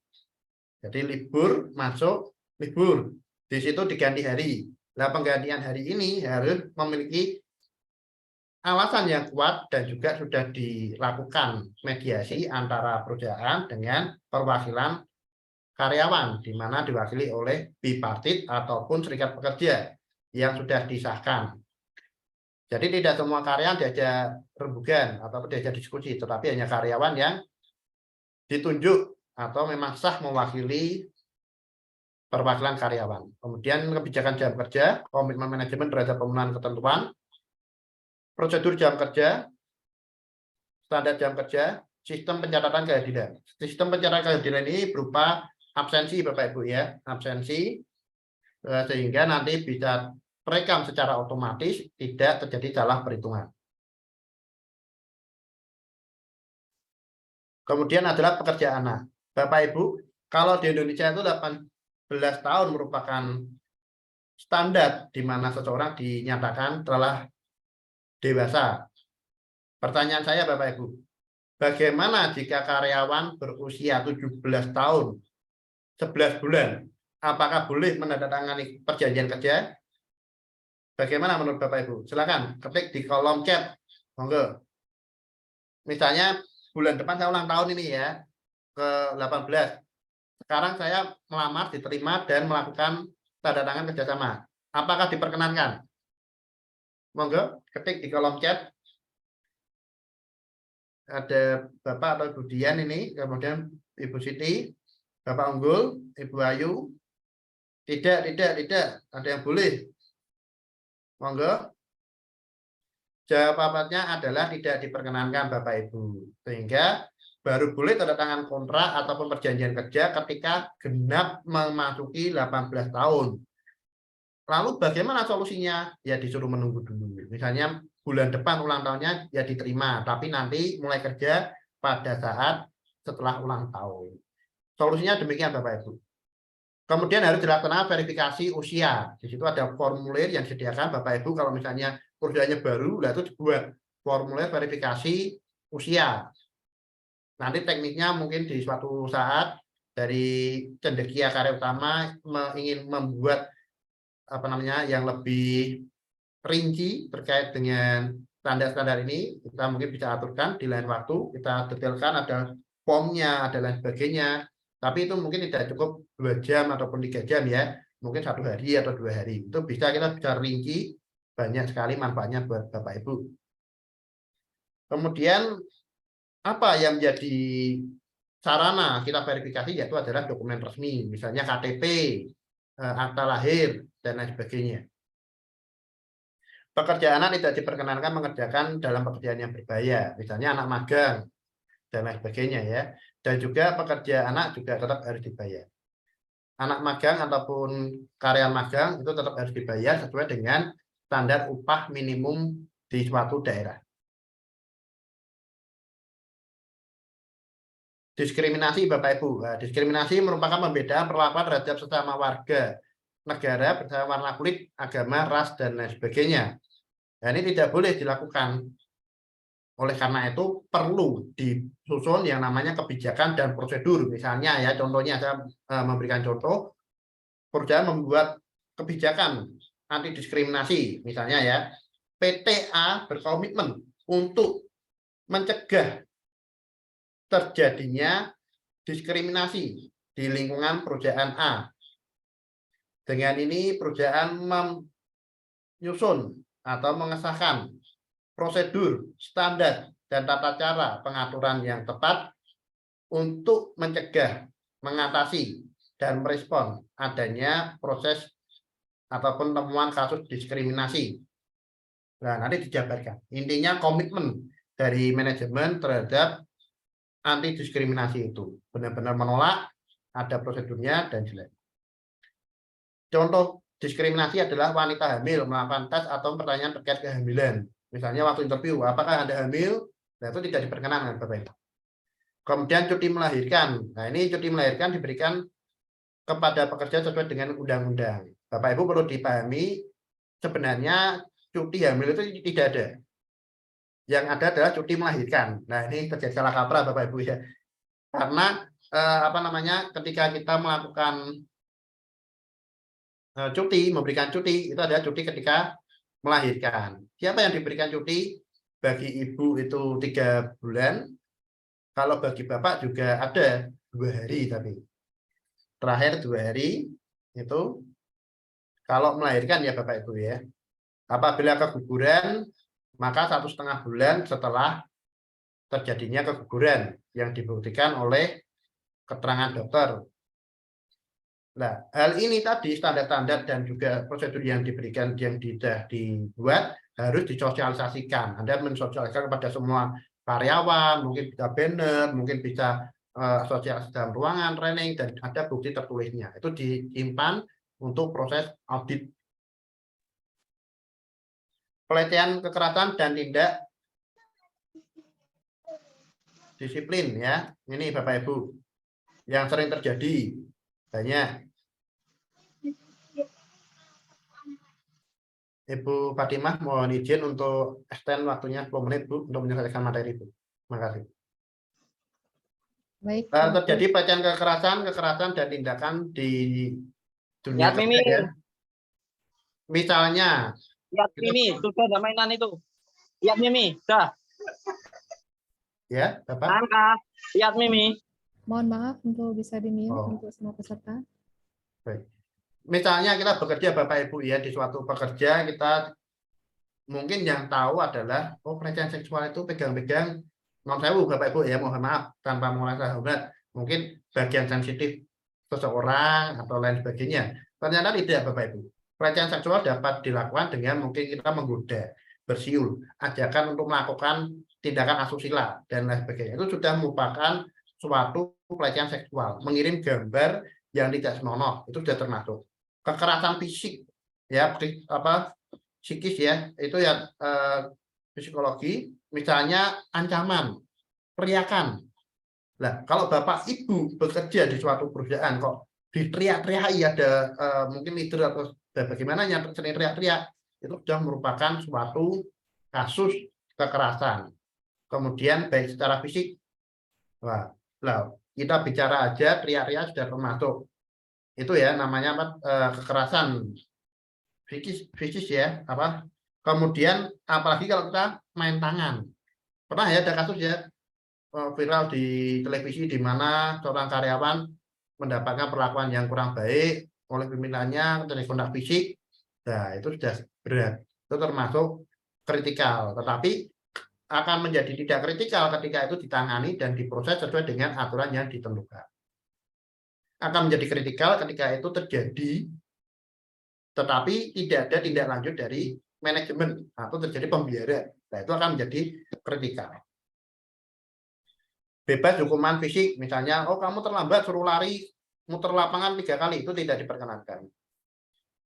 Bebas potongan upah, misalnya Anda melakukan kesalahan, salah produksi, potong upahnya, itu tidak diperkenankan.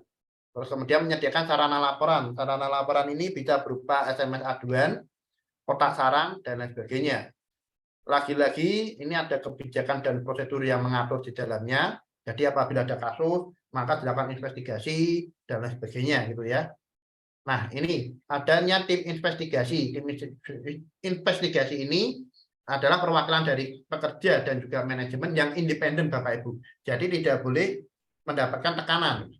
Tugasnya apa? Menyelidiki kasus pelecehan seksual, kekerasan, dan tindakan disiplin. Misalnya adanya saksi-saksi, kemudian bukti-bukti, kemudian adanya kesimpulan. Nah, itu nanti menjadi rekomendasi untuk manajemen dibahas dengan perwakilan pekerja dan menjatuhkan sanksi yang tepat. Dan buktinya harus disimpan Bapak Ibu. Jangan sampai Anda, oh sudah Pak, sudah diselidiki. Nah, buktinya mana? Oh, tidak ada. Ya pokoknya sudah, itu tidak bisa. Anda harus dibuktikan secara tertulis. Ada waktunya, siapa, saksinya siapa, dan lain sebagainya. Kebebasan berserikat, ini Bapak Ibu ya, kalau kebebasan berserikat itu di Indonesia diatur dalam hubungan industrial. Ini juga sama, kebijakan dan prosedur harus ada, misalnya PTA berkomitmen untuk menjamin kebebasan berserikat pekerja tanpa adanya paksaan dari pihak manapun. Prosedurnya, misalnya prosedur pembentukan lembaga bipartit perusahaan, prosedur pembentukan lembaga serikat pekerja, itu ada prosedurnya. Nanti bisa dibuat. Kemudian bukti-buktinya, bukti pemilihan, bukti sosialisasi itu dikumpulkan, kemudian pengesahan. Nah, perlu disahkan Bapak Ibu, bukan hanya sebatas perusahaan buat distempel, tidak, harus disahkan. Disahkannya di mana? Di Disnaker, itu didaftarkan. Kemudian adanya dokumentasi ya, bukti pengesahan, adanya pertemuan setiap 3 bulan sekali minimal.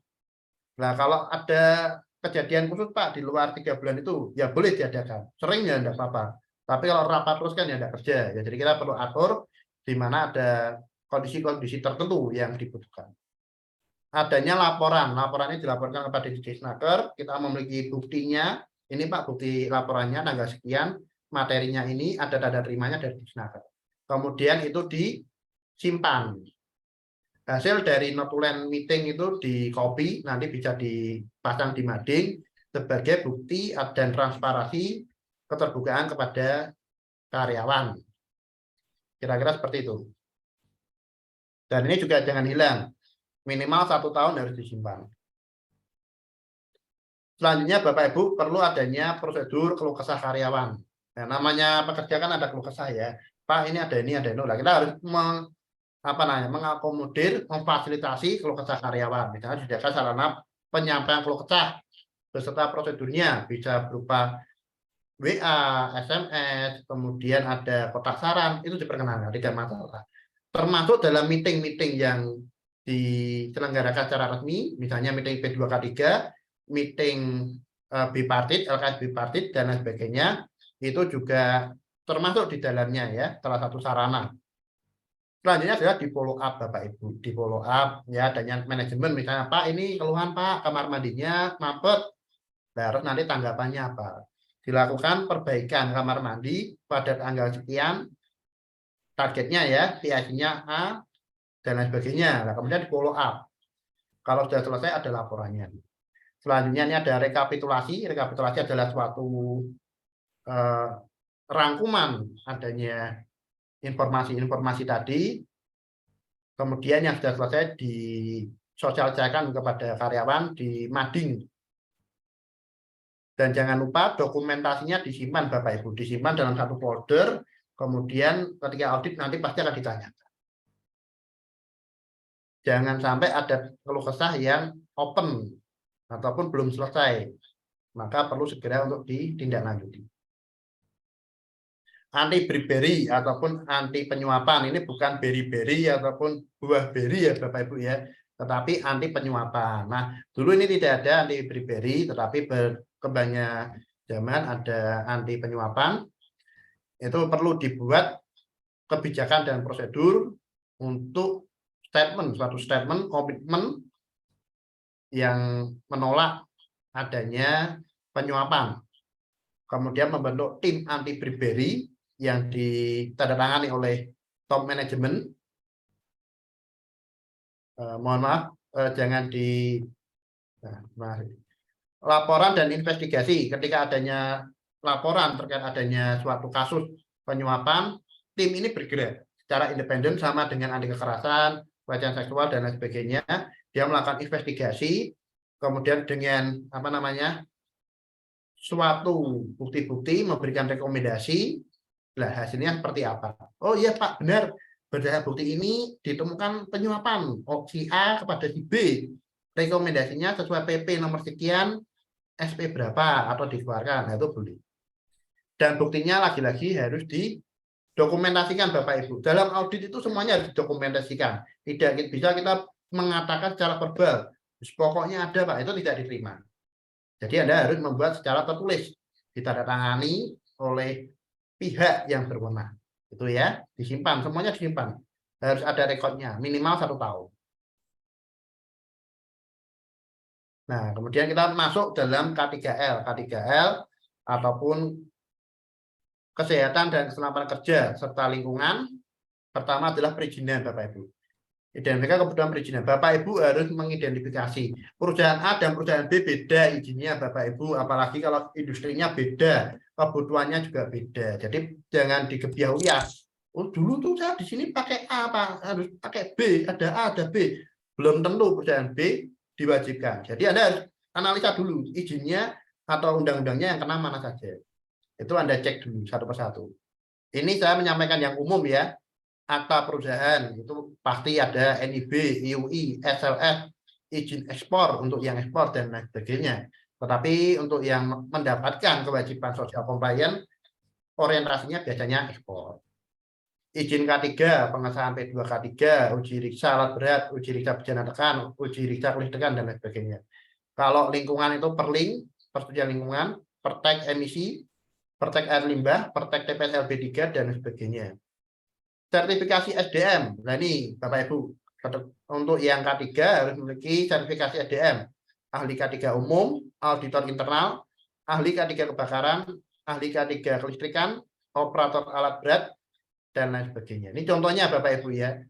Nanti masing-masing perusahaan akan berbeda. Misalnya Pak, saya tidak punya bejana tekan Pak, ya tidak perlu disertifikasi, jangan dicari-cari. Lu katanya Pak Rino harus ada uji riksa bejana tekan. Nah, kalau tidak punya ya tidak usah dipaksakan kan gitu. Disesuaikan mana yang kita wajib dan mana yang tidak. Selanjutnya melakukan risk assessment. Risk assessment adalah penilaian resiko Bapak Ibu. Nah, resiko itu ada banyak. Kalau kita di manajemen diajarkan resiko terkait dengan bisnis ya. Tadi disampaikan Pak Dirgo terkait dengan resiko usaha SWOT. Nah, kalau kita berbicara K3L namanya HIRA DC ya. HIRA DC, kemudian kita lakukan pengendalian resiko. Contohnya ada di sini. Misalnya pengelasan. Resikonya apa? Paparan ultraviolet. Dampaknya kebutaan. Dan nanti dihitung resikonya, pengendaliannya apa. Ini harus ada di semua proses usaha, proses aktivitas operasional perusahaan. Mulai dari masuk hingga akhir harus ada semua. Semua departemen harus ada. Selanjutnya memiliki komite P2K3 dan SDM terkait. Ini ya Bapak Ibu ya, memiliki AK3 umum sebagai syarat pembentukan struktur P2K3 dan disahkan ke Sawasker. Ini contohnya ada sekretaris P2K3 atau ahli K3 itu sebagai sekretaris, pimpinannya pimpinan perusahaan. Ini pelatihan K3L dan juga ketenagakerjaan. Pada saat awal masuk itu ada orientasi pegawai baru. Pelatihannya meliputi prosedur dan kebijakan K3L, ketenagakerjaan, tanggap darurat, dan pelatihan lain yang dibutuhkan. Jadi, perusahaan harus mewajibkan atau memastikan suatu tenaga kerja baru sudah terlatih, terampil untuk melakukan pekerjaan yang aman dan sesuai dengan standarnya. Kemudian adanya sertifikasi SDM, tadi sudah saya sampaikan, beberapa harus memiliki SEO, kemudian sertifikasi keahlian, dan lain sebagainya. Dilakukan TNA dan jadwal training biasanya dilakukan di akhir tahun sehingga tahun berikutnya sudah ada kebutuhannya apa saja, jadwalnya bagaimana, ada prosedurnya, kemudian ada dokumentasinya. Misalnya setelah dilaksanakan pelatihan A, itu ada dokumennya, ada fotonya. Kalau ada orang training ya di suatu kelas itu seperti kita ini ada screenshotnya dan lain sebagainya. Kemudian ada evaluasinya. Ini Bapak Ibu kita singkat mungkin terkait dengan K3. Ini untuk fire safety dan emergency serta evakuasi. Perlu dibentuk ERT team, kemudian memiliki sertifikasi. Biasanya ada petugas pemadam kebakaran level D, C, B, dan A sesuai dengan jumlah karyawannya. Kemudian menyediakan alat proteksi kebakaran berupa alarm, apar, hidran, dan lain sebagainya. Kemudian memasang petunjuk evakuasi. Kalau Anda di pabrik ada tulisan exit, keluar, assembly point, nah itu salah satunya. Itu diwajibkan. Titik kumpul harus di tempat yang aman. Kemudian ada kotak darurat di lokasi dapat diakses. Yang terakhir adalah dilakukan pelatihan ataupun simulasi secara berkala. Minimal 2 kali ya atau 3 kali dalam 1 tahun dibagi. Kalau dulu saya setiap 3 bulan sekali saya lakukan. Malam minimal 1 kali dilakukan. Kemudian P3K. Nah, P3K ini Bapak Ibu harus menyediakan prosedur dan kebijakan, SDM-nya terlatih. Jangan sampai poliklinik petugasnya tidak memiliki izin praktek, itu tidak diperkenankan. Nanti malah kena kasus. Atau mungkin izinnya sudah expired, itu harus diperpanjang. Fasilitas P3K menyediakan kualitasnya. Jumlahnya cukup, karyanya ada 1000 Pak. Oh, berarti per 100 ada 1 box. Nah, disediakan, dibagi. Tempatnya mana saja, biar mudah diakses, tidak terhalang barang. Poliklinik memiliki izin, kemudian limbah B3. Jadi kalau kita terluka kan itu ada pengobatan ya, kapas medis dan lain sebagainya, itu termasuk B3. Kemudian menyimpan riwayat pengobatan karyawan, daftar obat, laporan MCU, itu harus ada dokumennya sebagai bukti pelaksanaan pengelolaan P3K dan tindakan medis. Alat pelindung diri juga sama, adanya pelatihan. Nah, jadi ini kita harus menyediakan atau mengadakan pelatihan, memberikan fasilitas APD. APD tidak boleh berbayar. Karyawan membayar untuk membeli sepatu safety, itu tidak diperkenankan Bapak Ibu. Kemudian ada tempat APD, nah ini ada tanda terima Bapak Ibu. Biasanya ditanyakan, buktinya mana? Anda sudah memberikan APD. Nah ini Pak ada tanda terimanya Pak, tanda tangan karyawan, tanggal sekian, jumlahnya sekian, yang diberikan ini aja. Nah kemudian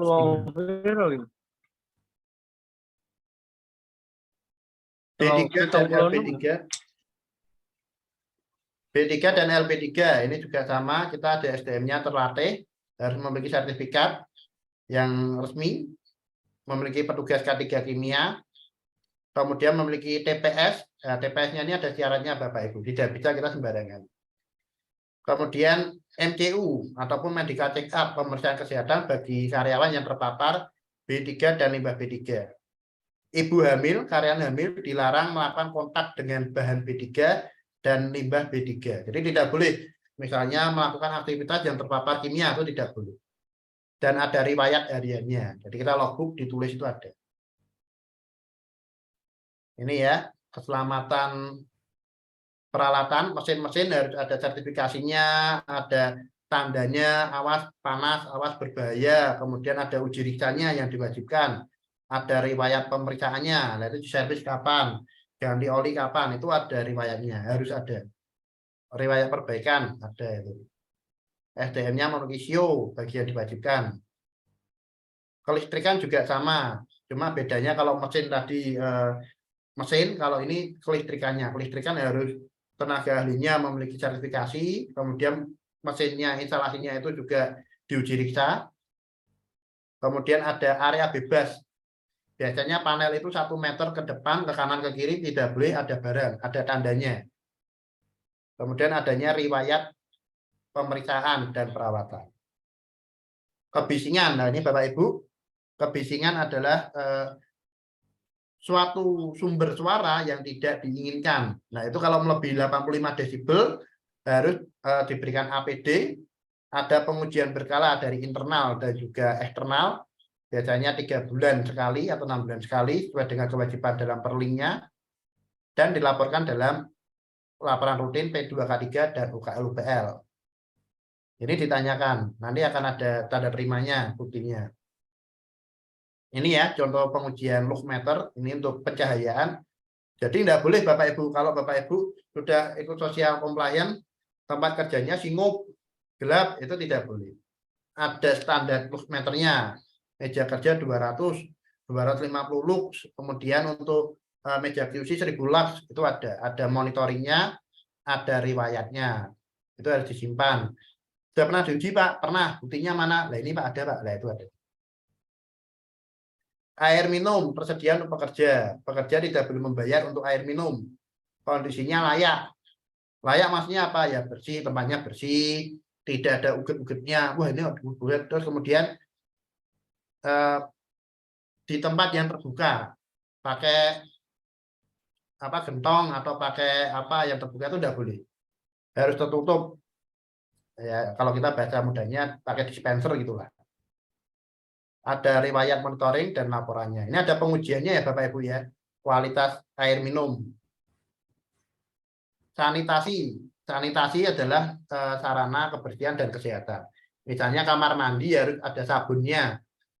Bapak Ibu menyediakan kamar mandi dikasih sabun. Bukan hanya tempat sabun ya, tetapi benar-benar ada sabunnya. Kalau habis ke kamar mandi bisa cuci tangan pakai sabun, kemudian ada lap pengeringnya. Sampah tidak berserakan, kemudian ada penutupnya, dicatat, nah itu ada laporannya, sanitasi setiap 6 bulan atau 3 bulan disesuaikan dengan kebutuhan ataupun prosedur yang ada di perusahaan, tenaga ahlinya juga bersertifikasi. Ini ya, ini juga sama tadi air minum, sanitasi. Ini untuk kantin dan dapur Bapak Ibu, bagi perusahaan yang menyediakan makanan bagi pekerjanya, izin sertifikasi aktif untuk penyedia jasa boga. Jadi harus memiliki izin ya, yang boleh menyediakan jasa boga di perusahaan. Untuk pekerjanya yang masak harus dimonitoring, melakukan MCU, kemudian kebersihannya kita cek, ada checklistnya, poinnya apa saja yang harus diperiksa, dan kita lakukan audit internal setiap 1 tahun sekali minimal. Itu nanti dibuat laporannya, misalnya ada temuan ya harus segera diperbaiki. Ini untuk yang kantin ya Bapak Ibu ya. Tujuannya apa? Ya jangan sampai nanti ada berita PTA karyanya keracunan massal. Nah, ini bahaya nanti, bisa jadi pending kita nanti. Ini untuk sampah Bapak Ibu, sampah jenis domestik dipisah sesuai jenisnya, kertas sendiri, kayu sendiri, dan lain sebagainya. Kemudian diutamakan mengurangi sampah, misalnya di reduce penggunaan bahannya diganti, kemudian digunakan ulang. Oh, ini bisa buat tempat ini, bisa buat ini, ya itu digunakan ulang, di recycle, di recovery, dan baru dibuang. Kalau di perusahaan sekarang sudah lebih smart, mereka menggunakan economical waste. Apa itu? Ya bahasa mudahnya kita jual gitu ya, dijual, ditimbang menjadi pemasukan tambahan bagi perusahaan. Limbah B3 dipisahkan sesuai jenisnya. Kalau limbah B3 ini sudah ada aturannya, yang terbaru di tahun 2021 itu ada PP-nya. Jadi kita harus memiliki pertek dipisahkan, melakukan program pengurangan, memiliki TPS LB3, pihak ketiganya harus berizin Bapak Ibu, tidak boleh sembarangan. Oh, itu ada tekan sampah, kita kasihkan, tidak boleh. Harus ada sertifikasinya resmi ya, izinnya resmi, itu ketat, kemudian dilaporkan. Namanya sekarang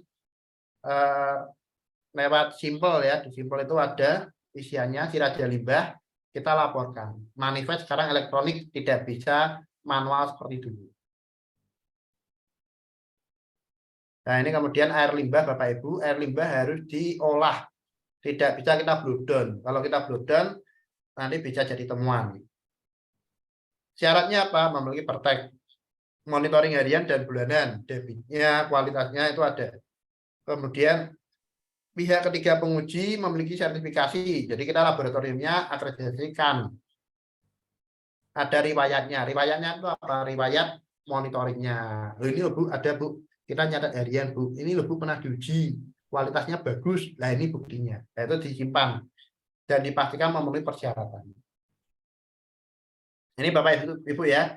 Kita ambil selesai. Untuk skor audit bisa bervariasi. Ada yang kelas A, B, C, D, atau mungkin masing-masing lembaga auditor memiliki scoring audit yang berbeda, tetapi perlu diketahui walaupun nilainya bagus, apabila ada satu temuan kritikal dinyatakan tidak lolos, sehingga perlu melakukan audit kembali. Nah, ini perlu ditekankan dan juga menjadi perhatian, jangan sampai temuan kritikal itu ditemukan. Temuan kritikal itu apa? Satu, bisa menyebabkan orang meninggal dunia atau cacat.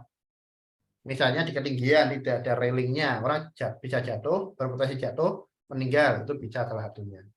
Kemudian yang berdampak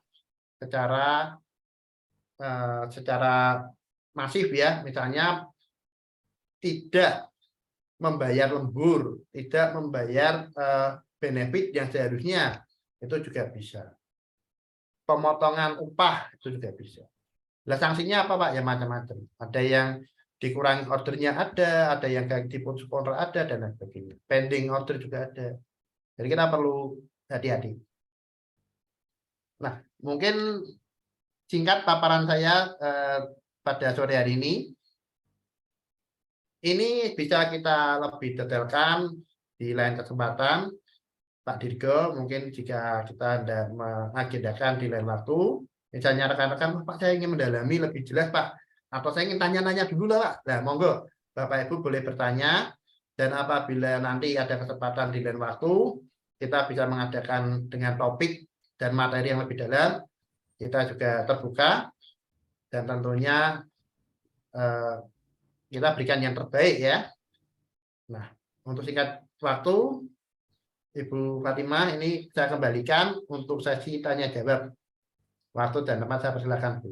Ya, baik. Terima kasih Bapak Oki atas materi yang luar biasa ya. Banyak memberikan ilmu dan fight tentunya, lebih menyadarkan kita akan kondisi saat ini ya. Jadi mungkin kalau kita lihat sekilas mungkin tidak disadari, tapi itulah yang terjadi gitu ya. Di lapangan ada penemuan-penemuan gitu, sehingga harus diproses sesuai dengan peraturan yang berlaku, begitu ya. Tentunya sesuai dengan bukti-bukti dan saksi-saksi yang mendukung secara tertulis. Oke, Bapak, Ibu, dan teman-teman yang ada di ruang training untuk siang hari ini, sekarang kita masuk ke sesi yang namanya question and answer. Jadi saya buka dulu 3 pertanyaan. Untuk yang mau resen boleh Atau ini sudah ada satu pertanyaan Pak yang sudah ada di kolom chat dari Danke Denhas. Apakah auditor sosial compliance ini berada di bawah naungan APSCA? Baru satu Pak. Oh Ya ya, Bu. teman-teman, Bapak Ibu, Di barangkali ada bawah yang mau nanya naungan lagi. Apakah auditor social compliance ini berada di bawah naungan APSCA atau APSC aja kali ya Pak ya? oh ya, baik. Ya.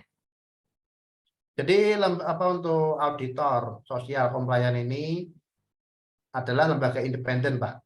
Jadi ini lembaga independen yang memiliki sertifikasi khusus dan juga kompetensi yang telah diterapkan. Dan ini bisa langsung dari buyer, pihak ketiga, ataupun dari perusahaan. Jadi tidak ada persyaratan khusus yang menaungi ataupun sejenisnya. Mungkin demikian, Pak, yang bisa saya sampaikan, Pak. Jadi misalnya perusahaan Bapak memiliki kode etik dan Bapak dinyatakan mampu dan ditugaskan untuk melakukan audit, yaitu diperkenankan. Selama semuanya terjadi transparansi ya. Oke, baik. Terima kasih Pak untuk jawabannya. Untuk keadaan apakah sudah bisa difahami? Atau mungkin ada Tidak question? bergabung dengan APSCA. Kalau untuk ini kita sesuaikan dengan lembaganya, Pak. Jadi kalau kita internal perusahaan tidak perlu gabung di APSCA. Apabila kita digabung dalam tim buyer ya mungkin masing-masing buyer memiliki persyaratan ya Pak ya, harus terakreditasi ataupun sertifikasi tertentu. Itu pernah pengalaman teman saya menjadi auditor dulu, rekan kerja satu kantor menjadi auditor di salah satu lembaga audit terkenal di Indonesia.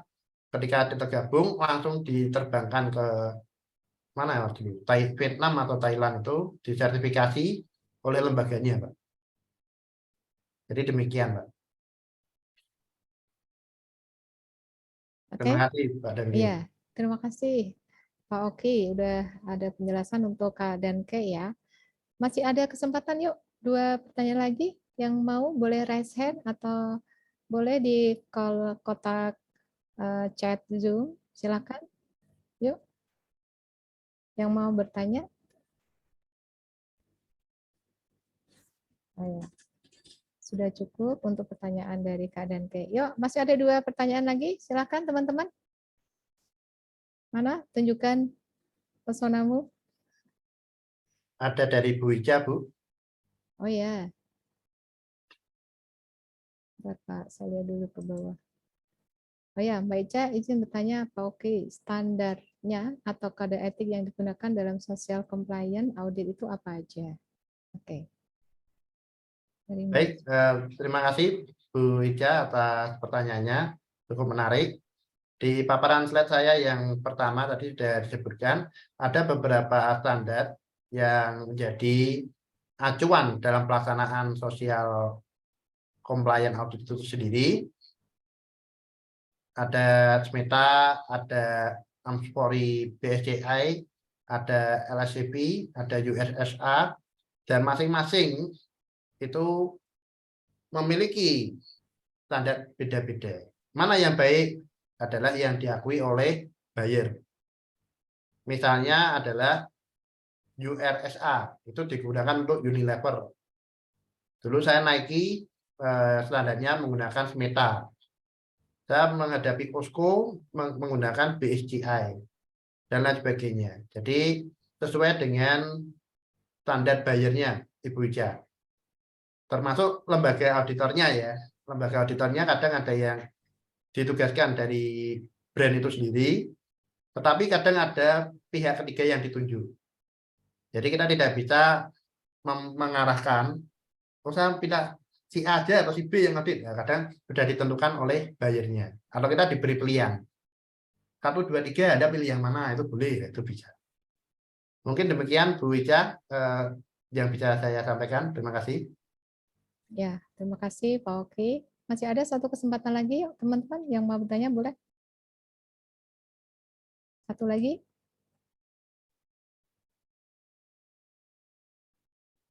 Ibu kasih kesempatan. 3 hitungan. Monggo Oke. Bapak Ibu yang hendak bertanya. 2, 1. Oke. Sepertinya sudah tidak ada yang nanya lagi, Pak. Jadi 2 pertanyaan dari Kak Denken sama Mbak Ica ya, dari Kak Denken sama Mbak Ica. Ya, masih ada kesempatan, teman-teman? Izin bertanya, Bu. Oh ya, oke, baik. Dengan siapa? Jadi Unggul, Bu. Unggul Oh Agus ya, Sasongko. Pak Unggul, baik. Jadi saya mau izin bertanya, untuk audit sendiri itu apakah tanpa permintaan perusahaan ataupun karyawan kita boleh beraudit, Bu? Terima kasih. Oke.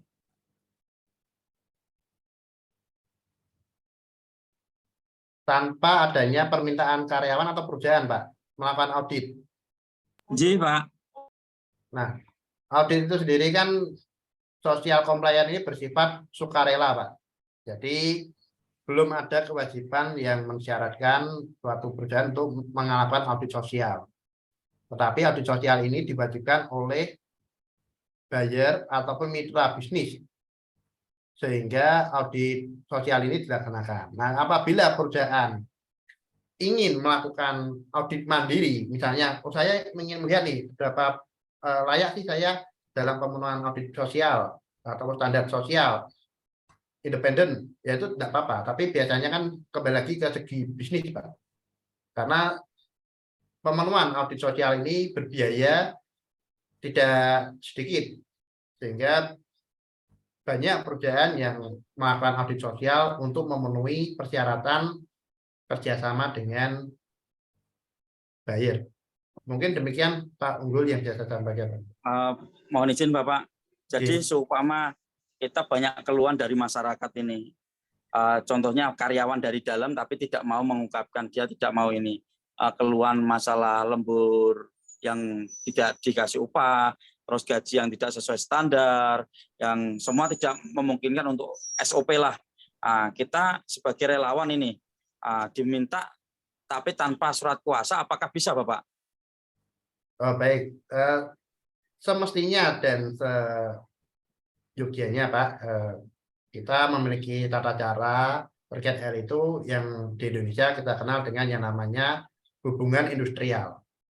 Hubungan industrial ini sendiri ada mekanisme dan lembaga khusus ataupun instansi khusus, dinas khusus yang berwenang untuk melakukan audit, yaitu adalah Sawasker. Jadi ketika suatu perusahaan memiliki ataupun diduga melakukan penyelewengan atau penyalahgunaan ataupun tidak menaati peraturan, kita dapat melaporkan ke Sawasker. Dan tugas Sawasker akan memverifikasi dan mengaudit perusahaan tersebut, sehingga tidak terjadi suatu polemik ataupun suatu pertentangan di masyarakat. Jadi kalau nanti semua orang berhak mengaudit kan nanti seperti non sewu ya Bapak nggih, seperti hukum rimba ya Pak nggih. Jadi di Indonesia sudah diatur Pak. Yaitu ada Sawasker Pak. Jadi kita bisa melaporkan Pak. Misalnya si A, si B ada diduga ya Pak ya. Sifatnya diduga. Sebelum adanya investigasi dan bukti-bukti resmi, sifatnya baru diduga. Laporan apapun sifatnya diduga. Itu bisa dilaporkan ke Sawasker Pak. Nanti Sawasker yang akan menindaklanjuti Pak. Seperti yang kita tadi yang saya sampaikan di awal, suatu perusahaan di Jawa Tengah yang diduga terjadi penyelewengan, nah itu kan ditanggapi, direspon oleh pihak Disnaker dan Sawasker, kemudian dikunjungi dan dilakukan pembinaan. Demikian Pak, singkat dari saya. Ya Bapak, terima kasih Bapak.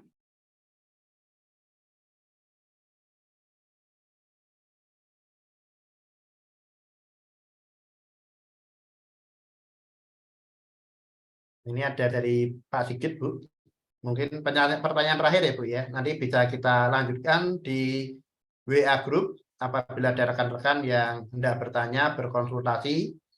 Dan juga saya terbuka untuk rekan-rekan yang mungkin setelah ini berminat berkarir di bidang compliance ataupun dalam pekerjaannya diwajibkan untuk pemenuhan audit sosial compliance.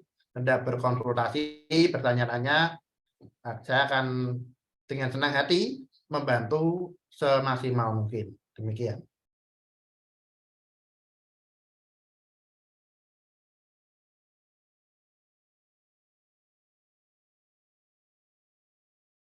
Masih di mute Bu Fatimah itu untuk mic-nya. Oh ya, terima kasih Pak udah diingatkan. Ya.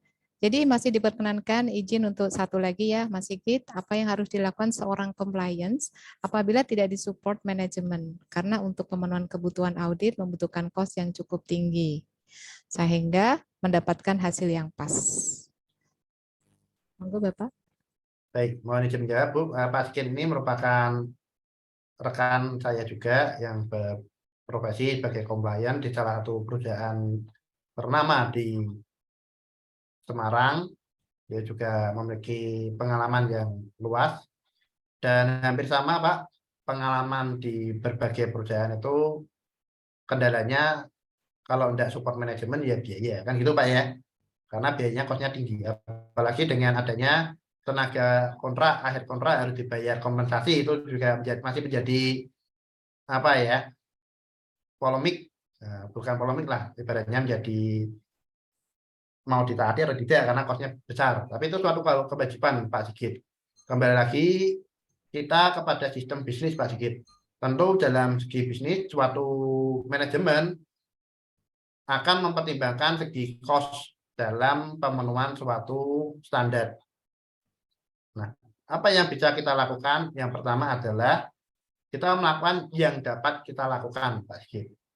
Jadi kita tetap mapping apa kebutuhan yang kita perlu taati. Kedua, kita mengajukan budgeting. Yang ketiga adalah melakukan alternatif. Jadi ketika kita menyodorkan kepada manajemen, kita bukan hanya menyodorkan satu kewajiban. Misalnya, Pak ini harus seperti ini, harus ini. Ya, misalnya kita menyampaikan, Pak ini ada kebutuhan sertifikasi, ada 50 orang, kita ajukan bertahap sebulan 3 kali, sebulan 3 orang, sehingga dalam setahun bisa terpenuhi. Ataupun kita bisa prioritaskan mana yang harus dipatuhi. Kira-kira gitu Pak, yang harus didahulukan Pak. Sehingga tadi kita kembali ke poin yang pertama Pak. Yang kritikal kita utamakan dulu Pak. Baru kita turun ke bawahnya. Bukan berarti mengesampingkan ya Pak ya, atau tidak mau menaati ya Pak ya. Tapi dengan budget yang terbatas, kita bisa mendapatkan hasil yang maksimal. Kira-kira demikian. Tantangannya sama Pak Sigit. Di semua perusahaan hampir sama Pak Sigit.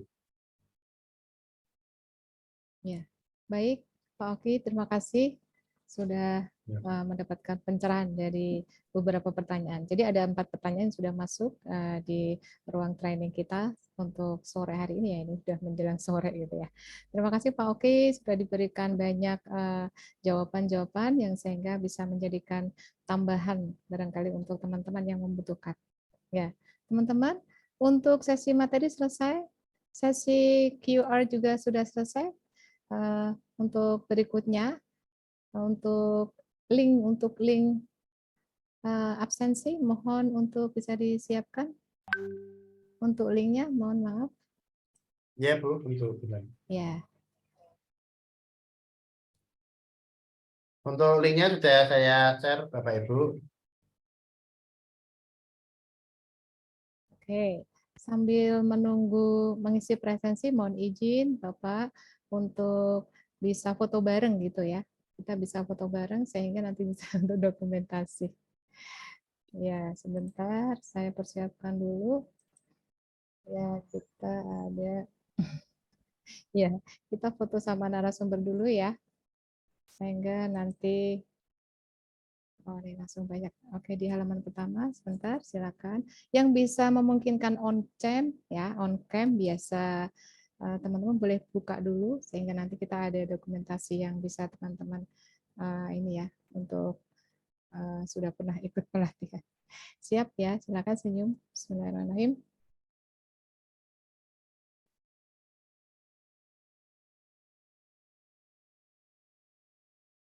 Ya, sebentar, masih ada lagi.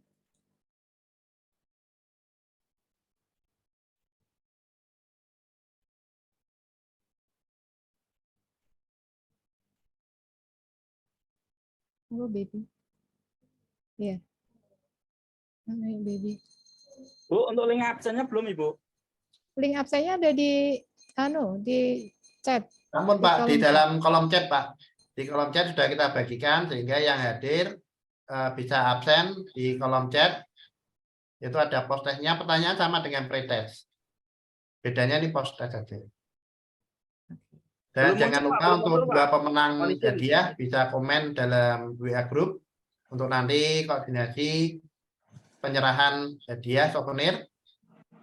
Dan untuk materi dan juga rekaman nanti akan kita sampaikan kepada pihak CKU, Cendekia Karya Utama, STI Cendekia Karya Utama. Mungkin nanti bisa dibuatkan link dalam YouTube ya Pak Dirgo ya. Sehingga kalau apabila rekan-rekan yang mengakses YouTube juga bisa mendapatkan materi yang akan kita bagikan nanti. Izin Pak, untuk linknya belum ada itu Pak. Di chat ada Pak. Sudah saya kirim ulang Pak. Belum masuk Pak, link absennya. Di kolom chat sudah saya bagikan kembali.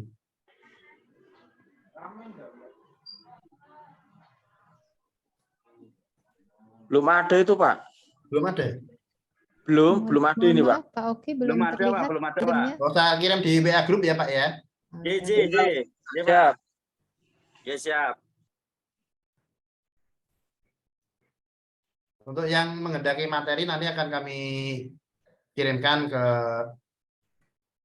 pihak STI Cendekia Karya Utama. Mungkin nanti bisa diberikan link download di YouTube atau bagaimana sehingga menjadi amal yang tidak terputus bagi kami dan siapapun yang Amin. mengakses bisa Dibahas ulang. Terima kasih. Ya, terima kasih sudah memberikan waktu sebentar untuk dokumentasi. Diingatkan kembali tadi yang mendapatkan souvenir dari PT Era Trust Consulting adalah Kak Dian Perwira dan Kak Unggul Agus Sasongko. Nanti bisa menghubungi pihak STI CKU supaya nanti bisa dikonfirmasi ke PT Era Trust. Ya, teman-teman, untuk semuanya Bapak Ibu yang ada di ruang pelatihan untuk sore hari ini ya, kita sudah ada di penghujung acara untuk siang sampai sore hari ini. Saya ucapkan terima kasih khususnya untuk Bapak narasumber kita, Pak Oki Reno Armando yang sudah memberikan banyak materi. Kemudian terima kasih juga untuk Bapak Ketua, Bapak Dr. Andi Dirgo Wahyono, Ketua STI Cendekia Karya Utama. Kemudian juga terima kasih untuk semua peserta yang ada di ruang pelatihan sore hari ini. Sudah meluangkan waktu dari kesibukan teman-teman ya, kesibukan Bapak Ibu sekalian untuk bisa menimba ilmu bersama narasumber kita. Oke, saya juga mohon maaf kalau barangkali dalam pelaksanaan untuk training sore hari siang sampai sore hari ini masih banyak kekurangan dan kesalahan. Saya ucapkan terima kasih sekali lagi dan mohon maaf yang sebesar-besarnya. Oke, dari saya cukup ya. Mungkin teman-teman nanti untuk lebih lanjut bisa bahas di WA group ya, sehingga nanti bisa ditanggapi oleh pihak PT Era Trust Consulting. Oke, baik dari saya cukup. Saya akhiri. Assalamualaikum warahmatullahi wabarakatuh. Waalaikumsalam warahmatullahi wabarakatuh. Terima kasih Pak Oki. Terima kasih Pak Dirgo sudah diberikan kesempatan berbagi. Terima kasih Bu Fatimah. Terima kasih juga Pak tim Oki. STIE Cendekia Karya Utama. Semoga ke depan dapat memberikan materi-materi yang juga bermanfaat bagi masyarakat luas. Amin, amin. Terima Ya kasih. Rabbal Alamin. Ya. Terima kasih semuanya. Ya, teman-teman boleh live ya. Terima kasih. Terima kasih Pak Dirgo. Inilah dia